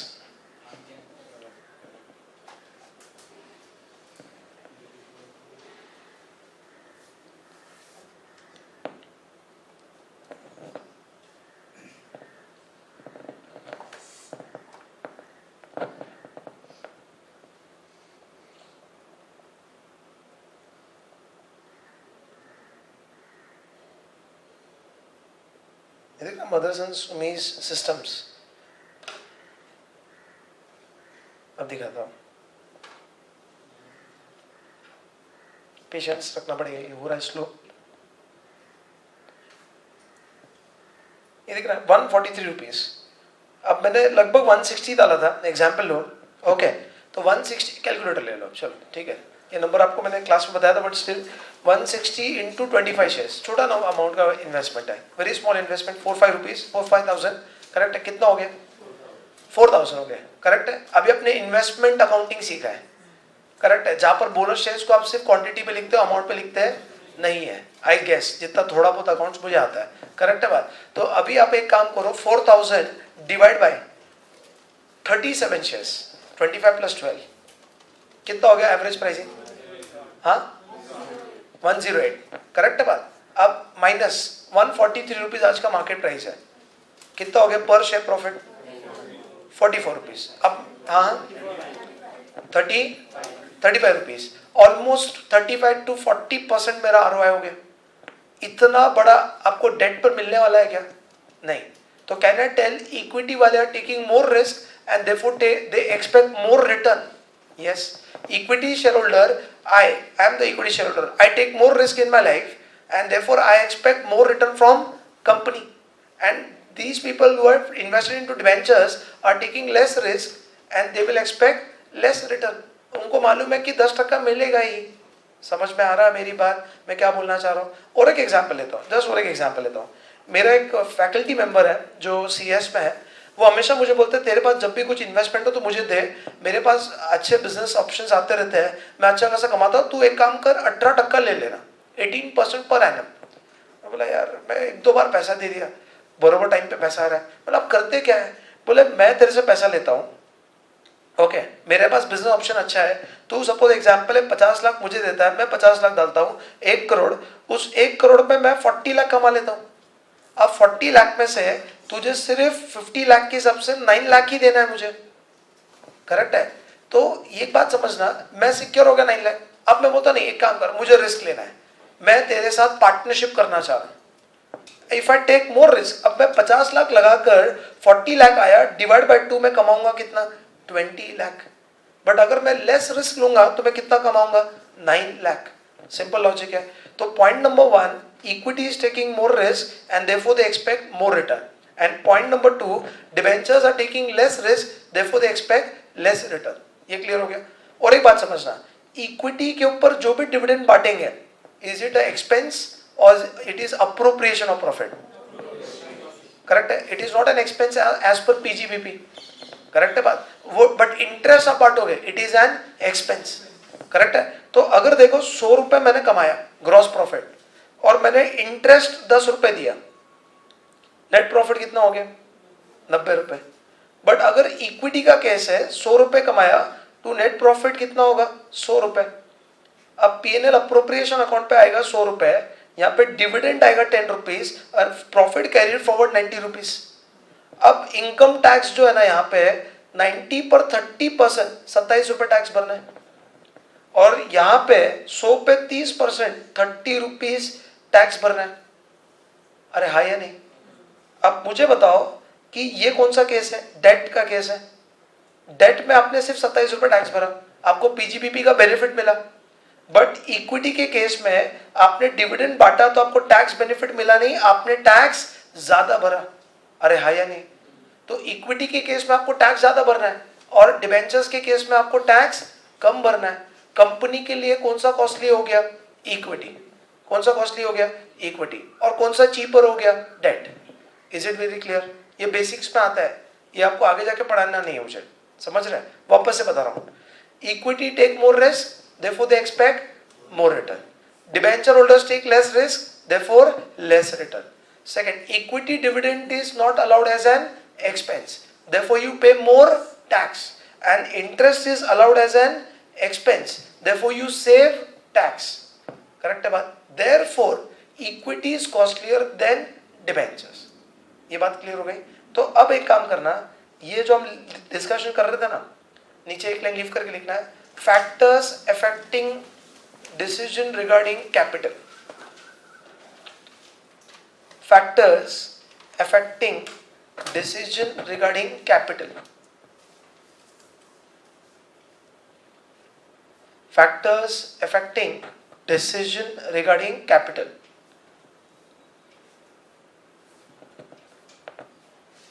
as it is जो ब्लॉक्स मैंने बनाया ना, इक्विटी, प्रेफरेंस, डेट, और यहाँ पे फैक्टर लिख दिया तो भी चलेगा. ये फैक्टर कौन सा फैक्टर इफेक्ट कर रहा है,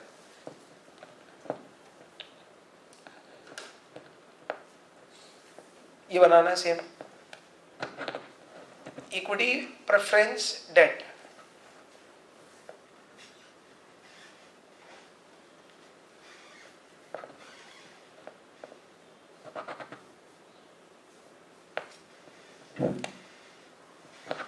See, when you are younger, you should invest more in equity. When you are at the age of retirement, you cannot take risk in life. Therefore, you have to invest in debt.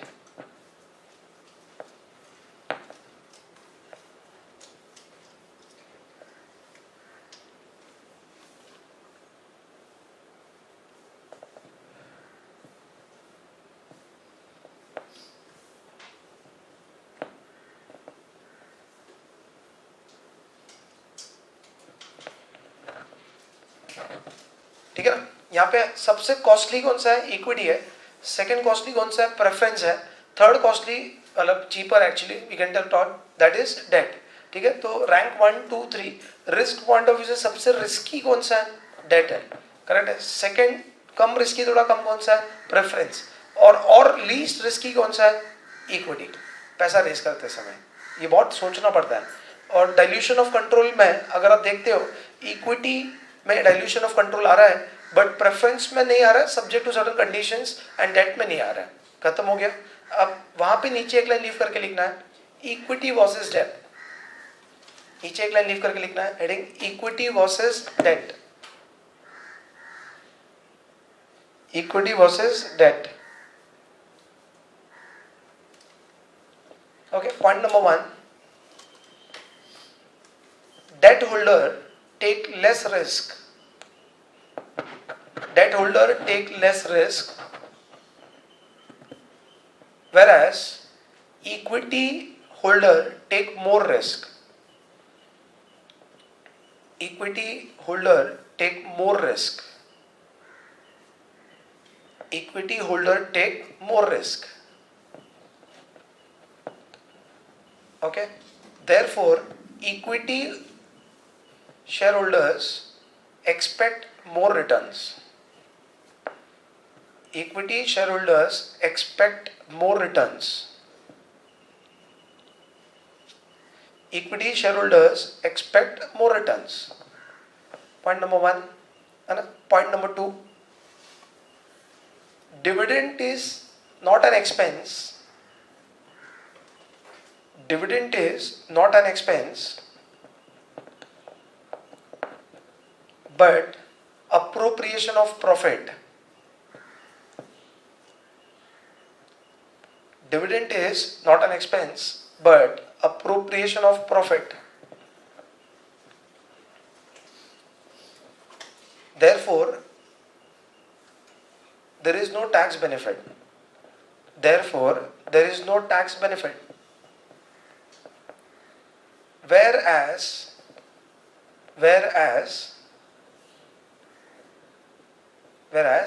debenture interest is an expense.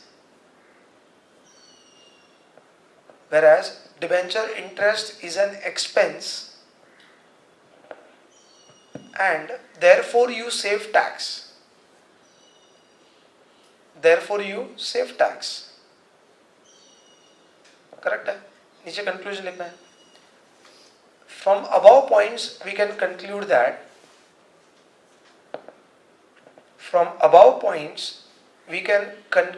that debentures are cheaper than equity. Above point we can conclude that debentures are cheaper than equity. Debentures are cheaper than equity. ठीक है. अब मैं आपको एक term लेके जा रहा हूँ जो स्टॉक मार्केट में है और जो आपको यूज होने वाला है. ठीक है ना बात. The term is called as beta. It's not the integration at alpha beta gamma, not that. Okay, the term is called as beta. क्या हो सकता है बीटा नाम और स्टॉक मार्केट में क्या कर रहा है, ये नई चीज है आपके लिए, समझ रहे हो? Correct. Do you understand stock markets? At least अभी आपको एक एज अ इंटरमीडिएट ग्रुप 1 आप अपीयर्ड हो, करेक्ट है, तो आपको थोड़ा सा कंपनीज और थोड़ा आपको स्टॉक मार्केट समझता है. In financial management we are talking about the raising of funds, तो वहाँ पे स्टॉक मार्केट आएगा ही आएगा, करेक्ट है, क्योंकि you raise through two different markets, money market and capital market. ये क्या होता है money market, capital market? Money market मतलब which is govern by RBI. Money market से आप पैसा रेज कर रहे हो, तो मनी मार्केट का करता धरता गॉडफादर इज आरबीआई. आप समझ रहे हो? और कैपिटल मार्केट मतलब बेसिकली सिक्योरिटी मार्केट, एक तरीके से समझो, ठीक है ना बात? तो सिक्योरिटी मार्केट का जो करता धरता है वो कौन है? सेबी. कौन है? SEBI, stock exchange of India, sorry stock exchange बोल रहा हूँ, securities exchange board of India. Okay, तो दैट इज सेबी. तो ये दो मार्केट से पैसा रेज होता है, जिसमें से सिक्योरिटी मार्केट में दो मार्केट्स और है, ठीक है ना, primary market and secondary market. Sources की बात चल रही है ना, थोड़ा सा बेस पता रहना चाहिए, करेक्ट है. And secondary market. Sir primary market क्या? आईपीओस. किसकी बात चल रही है? Initial public offer. जब fresh first time security issue किया जाता है उसको हम क्या बोलते हैं? आईपीओ.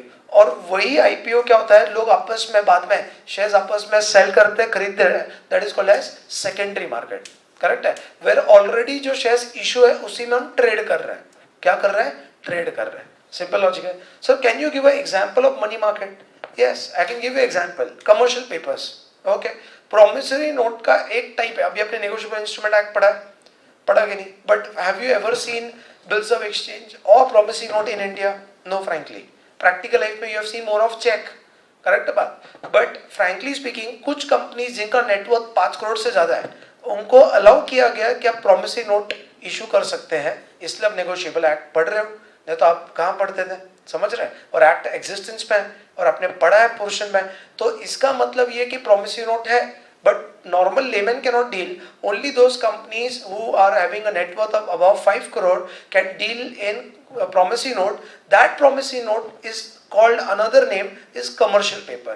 तो कमर्शियल पेपर मार्केट में आप बेच के पैसा रेस करोगे, करेक्ट है, वो मनी मार्केट में रेस किया जाता है, और जिसका गॉडफादर कौन है? आरबीआई. अब मैं आपको पूछ रहा हूं, समझना, एक सेकंड, एक काम करो, बुक में लिखना है मार्केट, और मार्केट को दो टाइप में डिवाइड करो, सिक्योरिटी मार्केट, मनी मार्केट. मैंने आपको इसमें समरी में बताया, ये इसी से नॉलेज होना चाहिए. Security market, money market.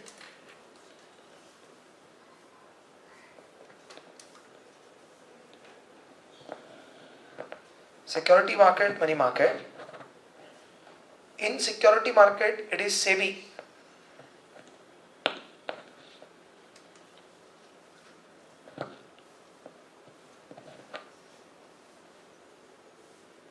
In security market it is SEBI, but in money market it is RBI, Reserve Bank of India, जो गवर्निंग करेगा.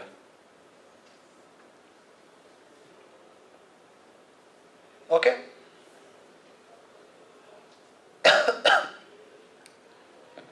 SEBI and RBI.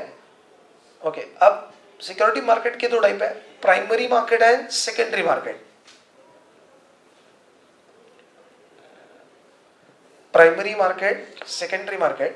Primary market में क्या आता है? IPO, initial public offer.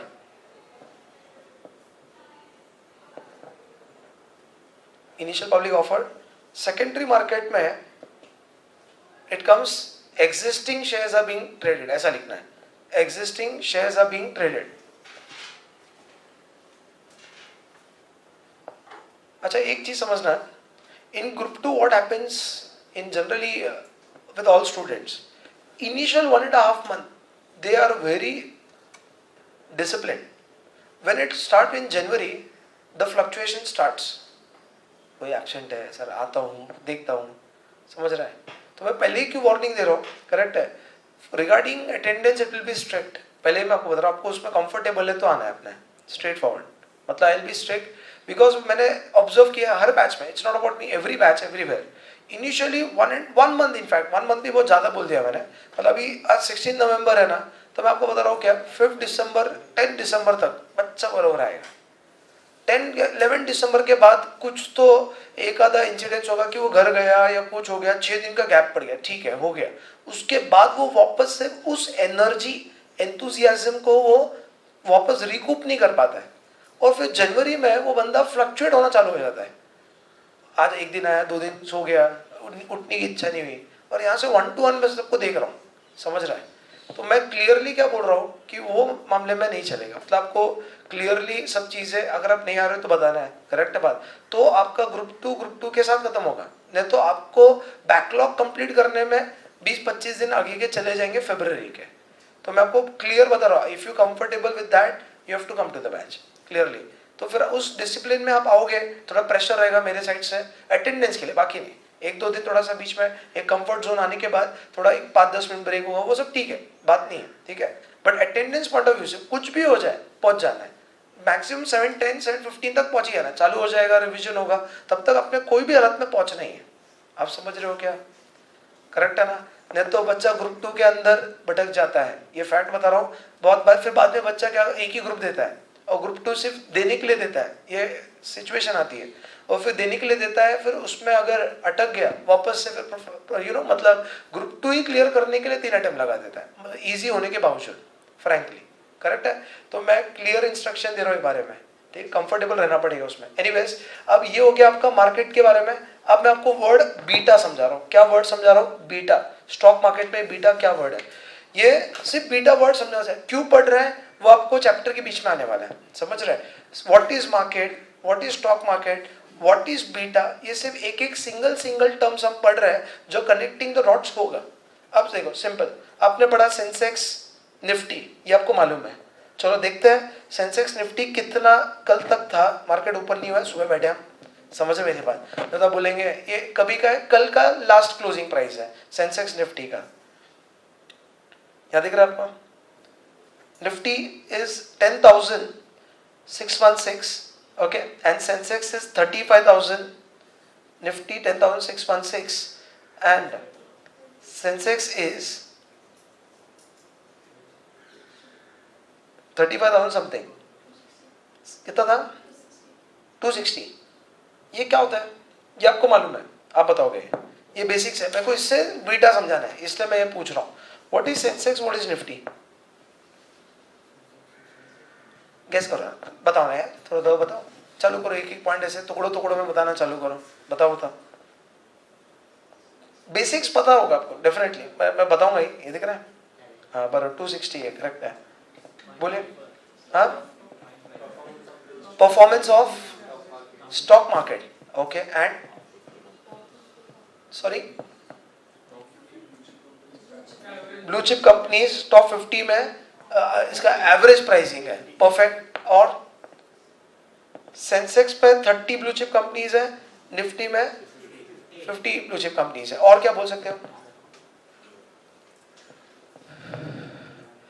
देखो simple, आपने पढ़ा ही है, आपको कहीं ना कहीं अपने इसके ऊपर ग्रुप 1 में भी बात हुई है, करेक्ट। बट स्टिल मेरा काम है बताना, क्योंकि आपको ये चीजें यूज होने वाली है, ठीक है।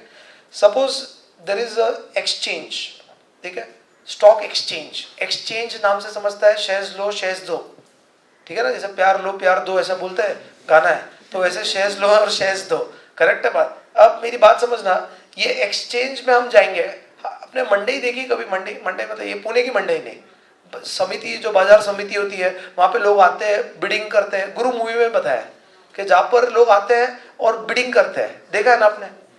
अरे देखा था कि नहीं? कितने लोगों ने देखा है हाथ ऊपर? 1 2 3 4, अरे देखो मूवी दिखाता हूँ। और उसकी परमिशन के बगैर ट्रेडिंग नहीं कर सकते, मेंबर होना जरूरी है। 1550, 1550 बहुत ऊंची लगा रहे हैं। सिलम के मार्केट में जाएंगे तो ज्यादा सस्ता मिलेगा आपको। अच्छा, मुझे धंधा करना मत सिखा, धंधा करना है तो मेंबर बन, तो बनाइए ना मेंबर। 5 साल की वेटिंग है, नहीं होगा, चलो जाओ, टाइम छोटी मत कर। लेकिन ये तो गलत बात है ना साहब, एक हाथ में धंधा नहीं करने दे रहे हो, दूसरे हाथ में मेंबर भी नहीं बना रहे। मेरे हाथ में नहीं है बाबा, मेरा माथा खराब क्यों करना है?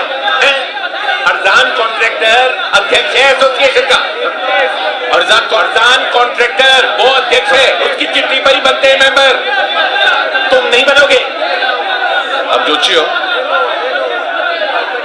साल से इसी जगह धंधा कर रहा हूँ, तुम्हारे जैसे 25,000 रोज आते, गाँव की देहाती नहीं चलेगा, समझे? जा जा जा जा 1350 लिया साहब,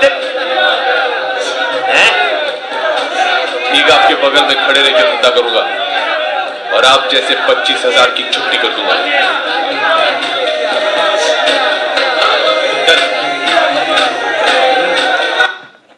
See what was happening here? There was a market where there is a bidding going on. मतलब ये धीरूभाई अंबानी की स्टोरी बताई है इस मूवी के अंदर. ओके, बहुत फैंटास्टिक मूवी है. मैं हमेशा अप्रिशिएट करता हूँ इस मूवी को. करेक्ट है. तो मेरी बात समझना, ये मूवी देखना, मेरे पास है, मेरे को स्टूडेंट ने लाके दिया है. करेक्ट. तो कितने लोगों ने देखी है? वापस से एक बार हाथ ऊपर करते हैं.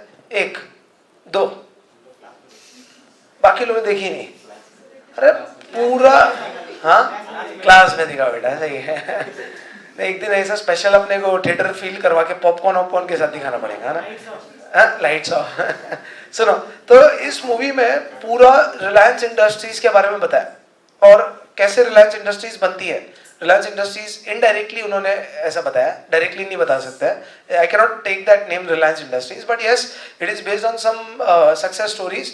तो उसकी बेस पर थोड़ा फिल्टर करके और बता दिया. करेक्ट, कि वो कैसे आता है, स्टॉक कैसे, वो ही was a petrol pump contender, then he come down, फिर वो बोलता है 10 रुपये दो, कंपनी के मालिक बनो. इक्विटी शेयर्स की बात कर रहा है. देखो ये यहाँ पर वो भी एक सीन दिखा है ना. एक सेकंड को होल्ड करो.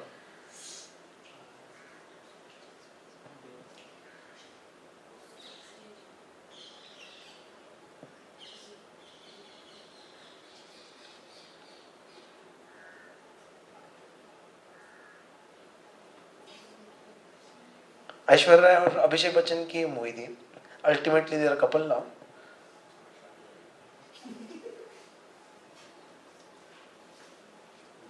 एक सेकंड. दीदी की शादी के लिए बचा रखा है उसने दहेज? हाँ. कितना? 25,000. पैसा इकट्ठा कर रहा है. मैं कर लूंगा शादी. मतलब वो क्या कर रहा है? Raising of fund. क्या? शादी मुझसे करा दे. वो मेरी दीदी है, मेरे से 1 साल बड़ी है, तो तेरे से भी तो 1 साल बड़ी है. तो क्या हुआ, 1 साल बड़ी हो तो 1-2 साल में बंदा नहीं. तू ना बिना समझे मुझे कुछ मत बोल. देख, मैं बस ये जानता हूं कि मैं शादी के लिए तैयार हूं, फिर अपना बिजनेस करेंगे साझेदारी में 50-50. मतलब तू दहेज लेकर मुझे पार्टनर बनाएगा, बराबर क्या? हाँ, तू भी तो दहेज में आएगा साले.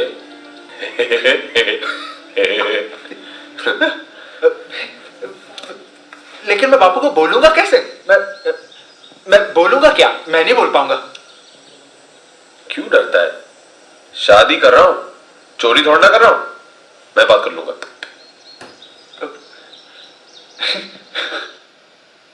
सही गलत पहचानता हूं. वो जाके उसके फादर को कन्विंस करता है कि आपकी बेटी की शादी मुझसे कराओ. आप बस आशीर्वाद दे दीजिए, संभाल लूंगा मैं. हाँ? पार्टनर बनाता है बिजनेस. आप आशीर्वाद दे दीजिए, संभाल लूंगा छोकरी को. हाँ. चलता हूं.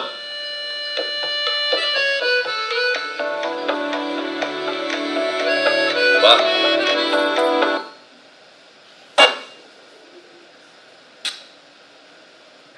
In this movie they have shown how he raised equity and all. और इसमें एक है वो सीन, बताऊंगा बाद में आराम से, मूवी आराम से देखेंगे. ठीक है. तो व्हाट इज माय पॉइंट कि आपने इसमें देखा था एक मार्केट सीन चल रहा था.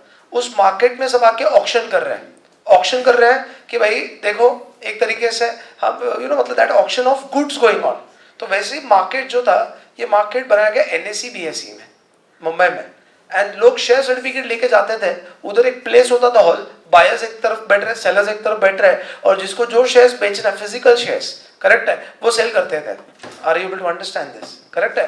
तो अब वही फिजिकल मार्केट इलेक्ट्रॉनिक मार्केट में कन्वर्ट हो गया. That is dematerialisation. ये आपने पढ़ा है, डीमैट. करेक्ट है बात. तो वो इलेक्ट्रॉनिक मार्केट में कन्वर्ट हो गया. Now you need not travel to that market. You have to click a button and sell to the respective buyer that exchange. Correct है बात. ये एक्सचेंज हो गया आपकी, जिसके थ्रू आप ट्रेड कर रहे हो. करेक्ट है. Stock exchanges. अब ये जब स्टॉक एक्सचेंज जब था, इसने अपना इंडेक्स्ड वैल्यू रखा था 100 रुपए. जब सेंसेक्स स्टार्ट हुआ था, it kept base as 100 rupees as averaging. जैसे आप करते हो ना कैपिटल गेन्स के अंदर, 2001 का एक इंडेक्स ईयर है, 2002 का एक इंडेक्स ईयर है, वो प्रॉपर्टी की वैल्यू नहीं है, वो सारे प्रॉपर्टीज का एवरेजिंग 100 रुपए बेस लिया था, और पूरी प्रॉपर्टी की ग्रोथ हुई तो वो 100 रुपए का फिर उन्होंने जो भी नेक्स्ट इंडेक्स नंबर है, 2001 से आपका नए इंडेक्स नंबर्स आए, पहले 1981 से थे जब मेरे टाइम पे थे, करेक्ट है बात। तो वो आज का इंडेक्स ईयर को इंडेक्सेशन कितना कैपिटल गेन्स में 2000, हाँ 280। तो एज पर दिस रिफ्लेक्ट्स कि जो 100 रुपए की प्रॉपर्टी थी 2001 में, आज उसकी मार्केट वैल्यू 2018 या जो भी आपका ईयर है, मुझे नहीं पता प्रीवियस और असेसमेंट ईयर, ठीक है ना, वो 280 है। तो वैसे ही सेंसेक्स जब स्टार्ट हुआ था तो सभी के शेयर्स के एवरेजिंग 100 रुपए, जैसे यहाँ पे प्रॉपर्टी का 100 रुपए है, समझे मेरी बात, वो 280 हो गया है, तो सेंसेक्स जो एवरेजिंग 100 रुपए है, आज उसकी कीमत इतने सालों का है, करेक्ट है, ये तो अभी 10-15 साल, ठीक है, आज उसकी कीमत 35,260 है of the average share price of all the 30 best companies from various sectors. But Nifty let start हुआ, तो तब उसका सपोज ये तब निफ्टी स्टार्ट हुआ सपोज अराउंड 1990 के बाद, एग्जाम्पल, ठीक है, I don't remember the exact year but example ले रहा हूँ, तो तब निफ्टी 100 रुपए था, तो इसलिए उसका अभी 10,616 है, क्लियर है। अब मैं आपको बोल रहा हूँ this is what Sensex and Nifty, correct है। जैसे आपका कैपिटल गेन्स में बेस 100 रुपए होता है प्रॉपर्टी का, और इंडेक्सेशन करके आप 280 पे पहुंच गए, ये 100 का 35,000 पे पहुंच गया। Can you imagine the income earned by the person जिसने 1990s में 100 रुपए लगाए थे, आज उसके पास जो शेयर्स है उसकी कीमत 35,260 है। सिंपल लॉजिक हो गया, करेक्ट है। जिसने 90s जो भी है 100 रुपए लगाए थे निफ्टी में, उसका आज वैल्यू 10,616 है। तो अब देखो, अब होता है, एक होता है general price level, Sensex Nifty and Nifty, correct. एक होता है हमारे कंपनी का शेयर प्राइस। एग्जाम्पल है, सपोज मेरी कंपनी है, जो भी कंपनी है, करेक्ट है, सपोज वही एग्जाम्पल है मदरसन सुमी, करेक्ट है, सिस्टम्स प्राइवेट लिमिटेड, ओके, या limited, sorry it's not private limited, limited. तो आज देखो सेंसेक्स 35,260 है और उसकी शेयर प्राइस है 143, आपने देखा सेंसेक्स बढ़ गया 36,260, इतना नहीं बढ़ सकता है, 1000 पॉइंट बढ़ गया तो मैं तो क्लास छोड़ के चले जाओ, आराम करो घर पे, ठीक है। तो मेरे पास जितने शेयर्स है उसकी ऑटोमेटिकली प्राइसिंग उतने 3 गुना हो जाएगी, करेक्ट। तो अब मेरी बात समझना, सेंसेक्स बढ़ा तो ऑटोमेटिकली इसका इम्पैक्ट हमारे शेयर पर भी आएगा, हमारा शेयर भी थोड़ा बढ़ेगा ना, बढ़ेगा कि नहीं बढ़ेगा। Positivity in the stock market, positivity in the overall economy, positivity in the investors confidence in the companies, correct है। तो उसका भी शेयर प्राइस शायद बढ़ गया 260 पे या 160 पर। तो सेंसेक्स का इम्पैक्ट हमारे शेयर प्राइस पर है। जैसे आपने पढ़ा था इलास्टिसिटी, प्राइस चेंज हुआ, उसका इम्पैक्ट डिमांड पर है। प्राइस 10% बढ़ा तो डिमांड 20% गिर गया। वो रिलेशन को आप स्टडी करते हो, उसको बोलते हैं इलास्टिसिटी। क्या बोलते हो? Elasticity. The change in the price and its impact on the demanded, quantity demanded. आपने पढ़ा है प्राइस इलास्टिसिटी, वो 2 टाइम्स हो सकता है, 1 टाइम हो सकता है, 5 टाइम्स हो सकता है, कि प्राइस 10% उसका 5 टाइम्स 50% डिमांड पर इम्पैक्ट है। तो वैसे ही सेंसेक्स चेंज हुआ 10%, हमारा शेयर प्राइस 20% बढ़ा, उसको बोलते 2 टाइम्स, ये 2 टाइम्स को नाम दे दिया बीटा। क्या नाम दे दिया?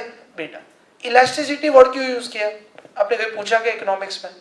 आपने सिर्फ कंसेप्ट समझा, उस कंसेप्ट को एक नाम देना पड़ेगा, करेक्ट है ना बात। प्राइस चेंज हुआ, डिमांड चेंज हुआ, प्राइस का इंपैक्ट डिमांड पर क्या है उसको हमने एक नाम दिया। क्या नाम दिया? इलास्टिसिटी। तो वैसे ही सेंसेक्स चेंज हुआ, उसकी वजह से हमारे कंपनी के एक शेयर प्राइस पर इंपैक्ट आया, चेंज आया। अब वो चेंज को स्टडी करने के लिए नाम क्या दे दिया? बीटा। क्या नाम दिया? Beta. Are you able to understand this? Correct है? तो what is beta? Change in the Sensex and its impact on our share price. Clear हो गया बात? तो that correlation is study is called as beta. नीचे book में लिखना है, बीटा लिखना है, बेटा नहीं बीटा लिखना है रे, beta dash the impact of change in the share price.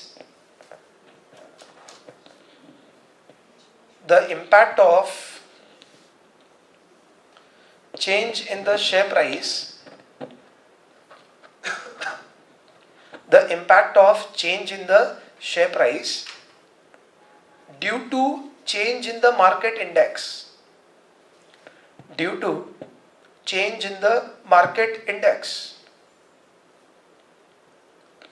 due to change in the market index is called beta, is called beta. और एक एग्जाम्पल ले सकते हो, जैसे एग्जाम्पल है, सब एग्जाम्पल है एनएससी नेशनल स्टॉक एक्सचेंज 10% से बढ़ा, हमारा शेयर आर स्टॉक हमने जो शेयर खरीदा है वो बढ़ा 20% से, तो बीटा बन जाएगा 2 टाइम्स।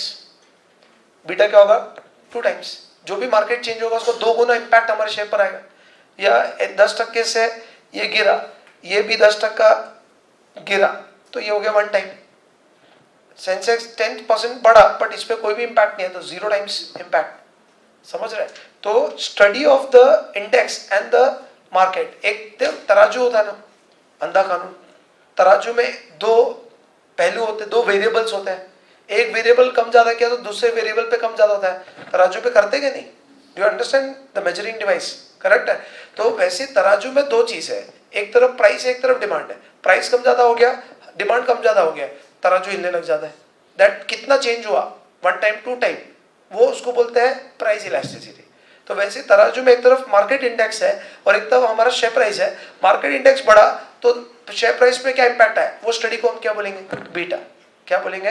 बीटा। तो ये बीटा वर्ड आपको क्लियर हो गया सबको? करेक्ट है बात। अब आपको और एक चीज समझनी है, ठीक है? बीटा के बाद एक काम करना है, और एक सेंटेंस लिखो अभी नीचे। Beta is the sensitivity, beta is the sensitivity, beta is the sensitivity of our stock, beta is the sensitivity of our stock in relation to market index. Beta is the sensitivity of our stock in relation to market index, in relation to market index. मतलब market index कितना change है, उसकी sensitivity हमारे stock पर क्या है। अब मैं आपको पढ़ाऊं रिस्क इन बिजनेस। ये वर्ड्स कल से आपको पूरे चैप्टर्स में यूज होने वाले हैं। From tomorrow I am starting a chapter leverage. Okay, today's introduction, and introduction में ही कंसेप्ट खत्म कर रहे हैं हम बहुत सारे। अब मैं आपको बाद में बोलूंगा देखो बीटा पढ़ा था, तो अब मैं आपको बीटा वापस नहीं समझाने वाला हूँ। ओके, तो आपको मालूम रहना चाहिए। मैंने आपको बोला कि देखो हम फाइनेंसिंग डिसीजन कर रहे हैं, तो ऐसे ब्लैंक नहीं होना चाहिए। फाइनेंसिंग पैसा रेज करना, ओके। इन्वेस्टमेंट डिसीजन कर रहे हैं तो आप ब्लैंक नहीं होना चाहिए, आपको पता है क्या हम करने वाले हैं, करेक्ट? अब मैं आपको पढ़ा रहा हूँ रिस्क इन द बिजनेस। नीचे लिखना है risk in business, risk in business. चलो एक काम करते हैं, आपसे ही स्टार्ट करते हैं। कितने बच्चे हैं जो बैठे हैं? ओके, आप अब 2000 क्या चल रहा है? 18। आपका अटेम्प्ट मई 2019, सपोज एग्जाम्पल। ओके, एग्जाम्पल है 19 में आपने अटेम्प्ट दिया, रिजल्ट्स कम इन रफली इन अगस्त फर्स्ट वीक ऑफ 19, करेक्ट है बात? एक एक दिन एक एक घंटा इंपॉर्टेंट है यहाँ से। अभी ग्रुप 2 के साथ आपका पूरा एग्जाम प्रिपरेशन स्टार्ट होना चाहिए, ठीक है ना बात? तो अभी अगस्त 19 के आसपास आपका रिजल्ट आया, आप एंटर कर दिए फाइनल में, ठीक है? आप फाइनल में एंटर कर दिया 2022 में आपने सपोज एग्जाम्पल मई 22 में फाइनल की एग्जाम दी और अगस्त 22 में आपका रिजल्ट आ गया, करेक्ट है? अब आपका प्लान ऑफ एक्शन क्या है? कितने लोग इंडस्ट्री में जॉब करने जाएंगे? हाथ ऊपर। What you will be doing after CA? I am asking because there is a concept here. It's not time pass, okay? 1 2 बस। एंड कितने लोग कुछ नहीं करना चाह रहे हैं? सब हेमंत को देख रहे हैं। ऐसे मजाक कर रहा हूँ। और कितने लोग प्रैक्टिस के लिए जाएंगे? 1 2 3 4 5 6, ओके? मतलब you want to become an entrepreneur, okay? बात frankly speaking, this is your thought today. When you come to CA final, you will change your decision for job. It should not happen. Good thing. You have taken good decision. But majority लोग job के लिए जाएंगे. Nothing wrong in that. But what is the psychology? मैं आपको fact बता रहा हूँ. जब मैं CA complete हुआ था, I completed my CS second level, third level का exam देना बाकी है मेरा. Okay. तो उसके बाद क्या हो रहा था? मैंने बोला पापा मुझे CFA करना है, Chartered Financial Analyst. पापा बोले बेटा कुछ नहीं करने का, सेटल हो जाओ लाइफ में, पहले कमाना चालू करो, तुम्हारा कुछ भी करना है बाद में करो. At the age of 21.5 I have to start working, जो आप भी करने वाले हैं. समझ रहे हैं? तो मेरे को बहुत बुरा लगा. मैंने यार पढ़ना था, तब एक अलग एक्साइटमेंट होता है क्योंकि आपको डिग्री पानी है, करना है. पापा बोले नहीं बेटा तेरे को पहले सेटल होना है, and I am happy that he has taken a correct decision. तब मैंने क्रिटिसाइज बहुत किया था. समझ रहा है? अब down the line in 5, 6, 7 years I have settled good, I am happy in my life, what ever I am getting, frankly speaking. ठीक है? तो अब एक बात समझना, अब तब एटीट्यूड क्या होता है? पापा बोले नहीं तुम सेटल हो. मतलब क्या करूं, जॉब करूं, प्रैक्टिस करूं, क्या करूं? अब मेरे सामने दो ऑप्शन थे. जॉब में मुझे 9 to 10 लाख का पैकेज था तब. अब 7 लाख, 6 लाख, 8 लाख के रेंज में मिलता है, और अगर आप बहुत ही टैलेंटेड हो तो 12-15 लाख तो मिल ही जाएगा. करेक्ट है? तो इनिशियल स्टार्ट फर्स्ट डे में हो रहा हूँ, मेरे सामने 9 लाख का पैकेज था, और दूसरा ऑप्शन था प्रैक्टिस, जहां पर फ्रैंकली स्पीकिंग मैंने सिर्फ 2 लाख रुपए साल का कमाया, वो भी नहीं कमाने के बराबर है. आप समझ रहे हो? रिस्क किधर था, प्रैक्टिस में या जॉब में?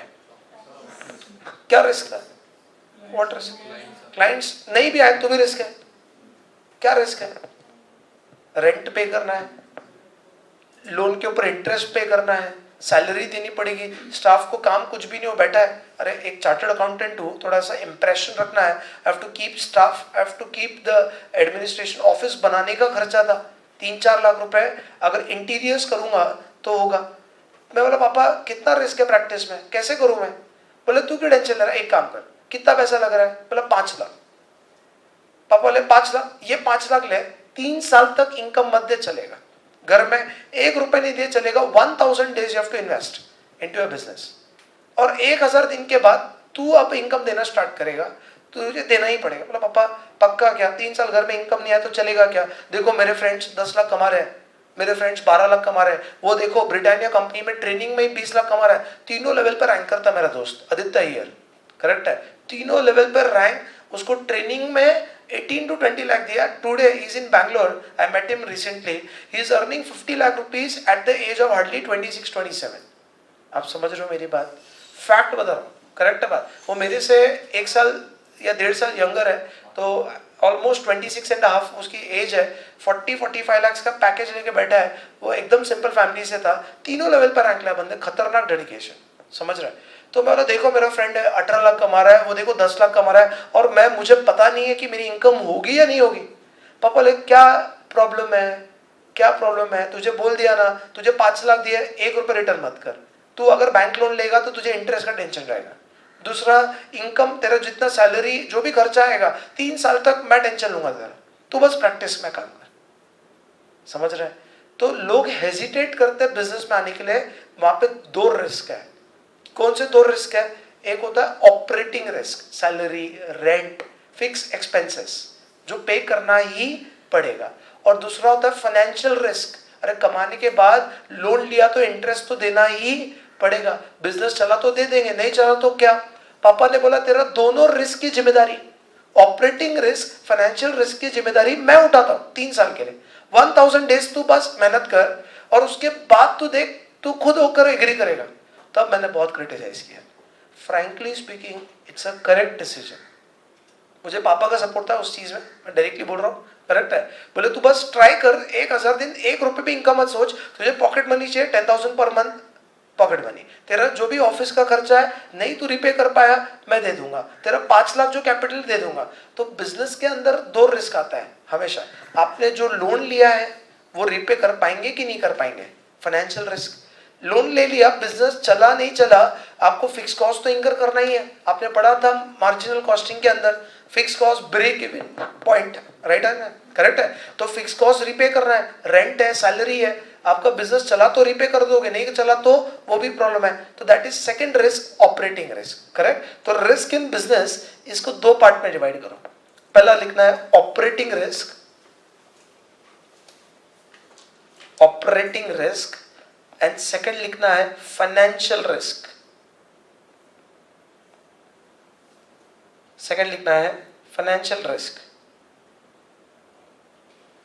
ऑपरेटिंग रिस्क मतलब कौन सा रिस्क है? ये फिक्स कॉस्ट का रिस्क. फिक्स कॉस्ट पे कर पाएंगे क्या, नहीं पे कर पाएंगे. करेक्ट? तो वहां पर लिखना है risk regarding fix cost.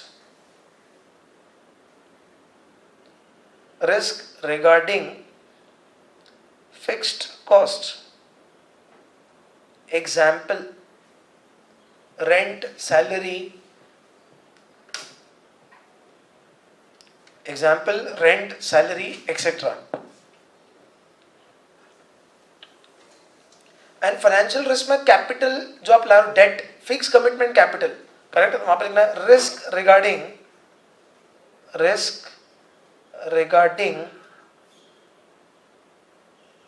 Date,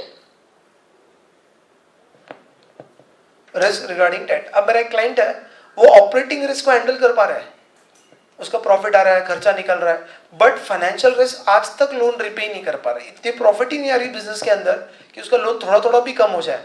मैं एक साथ नहीं बोल रहा हूँ, इंटरेस्ट तल चले जाए, करेक्ट है, थोड़ा प्रिंसिपल जाए, उसके ऊपर नहीं बोलकर 80 लाख का लोन है विदाउट एनी होम और समथिंग। समझ रहे मेरी बात? अब वो बिजनेस के अंदर 80 लाख का लोन लगा के रखा है, बट 80 लाख के लोन के ऊपर 15% तो इंटरेस्ट पकड़ लो, एवरेजिंग 18%, 12%, 10% मिलाकर। अब बोले सर प्रॉपर्टी का तो 8-9% है, वो अलग है, हाउसिंग लोन अलग बात है, करेक्ट है। 15% मतलब ईयरली उसको 12 लाख का इंटरेस्ट भरना है रफली, करेक्ट है। अब 12 लाख का इंटरेस्ट भी वो 7-8 लाख ही भर पा रहा है और प्रिंसिपल तो रिपे नहीं हो रहा है, तो उसके लाइफ में फाइनेंशियल रिस्क कवर नहीं हो पा रहा है, बट ऑपरेटिंग रिस्क कवर हो पा रहा है, रेंट पे कर पा रहा है, सैलरी पे कर पा रहा है। तो कहीं ना कहीं दोनों रिस्क कहीं ना कहीं बिजनेस में आ रहा है। कुछ बिजनेसमैन ऐसे है कि उनकी इतनी लगी पड़ी है कि रेंट भी नहीं पे कर, they have taken a risk. मैं आपको याद आ रहा है एंटरप्रेन्योर वर्ड पढ़ाया था, एंटरप्रेन्योर में 3 चीज आई थी, तो रिस्क टेकिंग आया था कि नहीं आया था? तो बिजनेस के अंदर 2 रिस्क आ रहे हैं कि नहीं आ रहे हैं? यस। कौन से 2 रिस्क आ रहे हैं? Operating and financial risk. और यहाँ पे ऑपरेटिंग रिस्क, ऑपरेटिंग फंक्शनिंग कही का ना बात। तो अगर कल उठकर देखो, अगर मैं ऑफिस ही ओपन नहीं करता हूँ, सबसे सुखी वाला काम है अपना, आप आराम से घर से भी ऑपरेट कर सकते हो, करेक्ट है। बट मैंने ऑफिस ओपन किया, रेंट देना पड़ेगा, स्टाफ रखा तो सैलरी, तो हम लोग सुखी, हम काम कर सकते हैं। Chartered accountant is one of the exception. कोई भी गरीब सीए नहीं दिखेगा आपको मार्केट में। समझ रहे मेरी बात? कि ऐसा कोई जिसके पास काम ही नहीं है, तो हम लोग के लिए नहीं, बट बड़े बिजनेसेस के अंदर ये मैटर करता है। क्लियर? तो वहां पे एग्जाम्पल लिखना है, interest on loan, financial risk के अंदर interest on loan, interest on loan.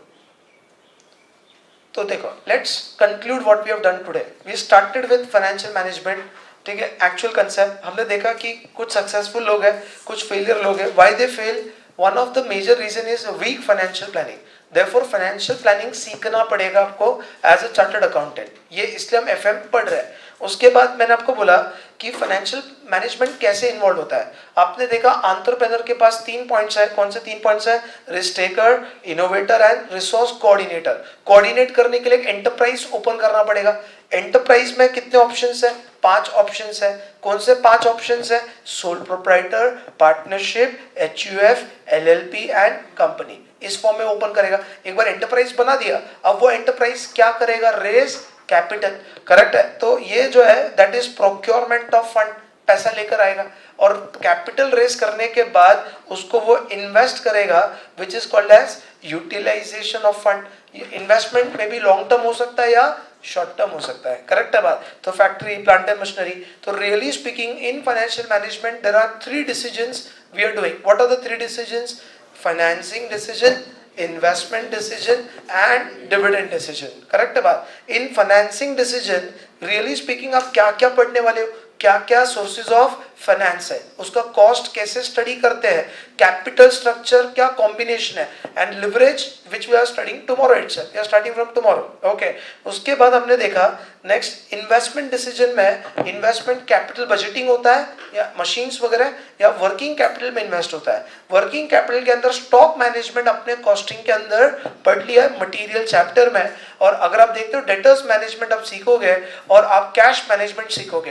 Cash management मैंने आपको बोला बजट एंड बजटरी कंट्रोल का ही एक पार्ट हमारे एफएम के अंदर डाला है जो कॉस्टिंग में होना चाहिए था, करेक्ट। और कैपिटल बजटिंग में आप देखोगे मशीन लीज पे लेना है या खरीदना है या आउटसोर्स करना है, तो लॉन्ग टर्म इन्वेस्टमेंट करना कि नहीं करना, ये डिसीजन मेकिंग कैसे करते हैं कंपनीज।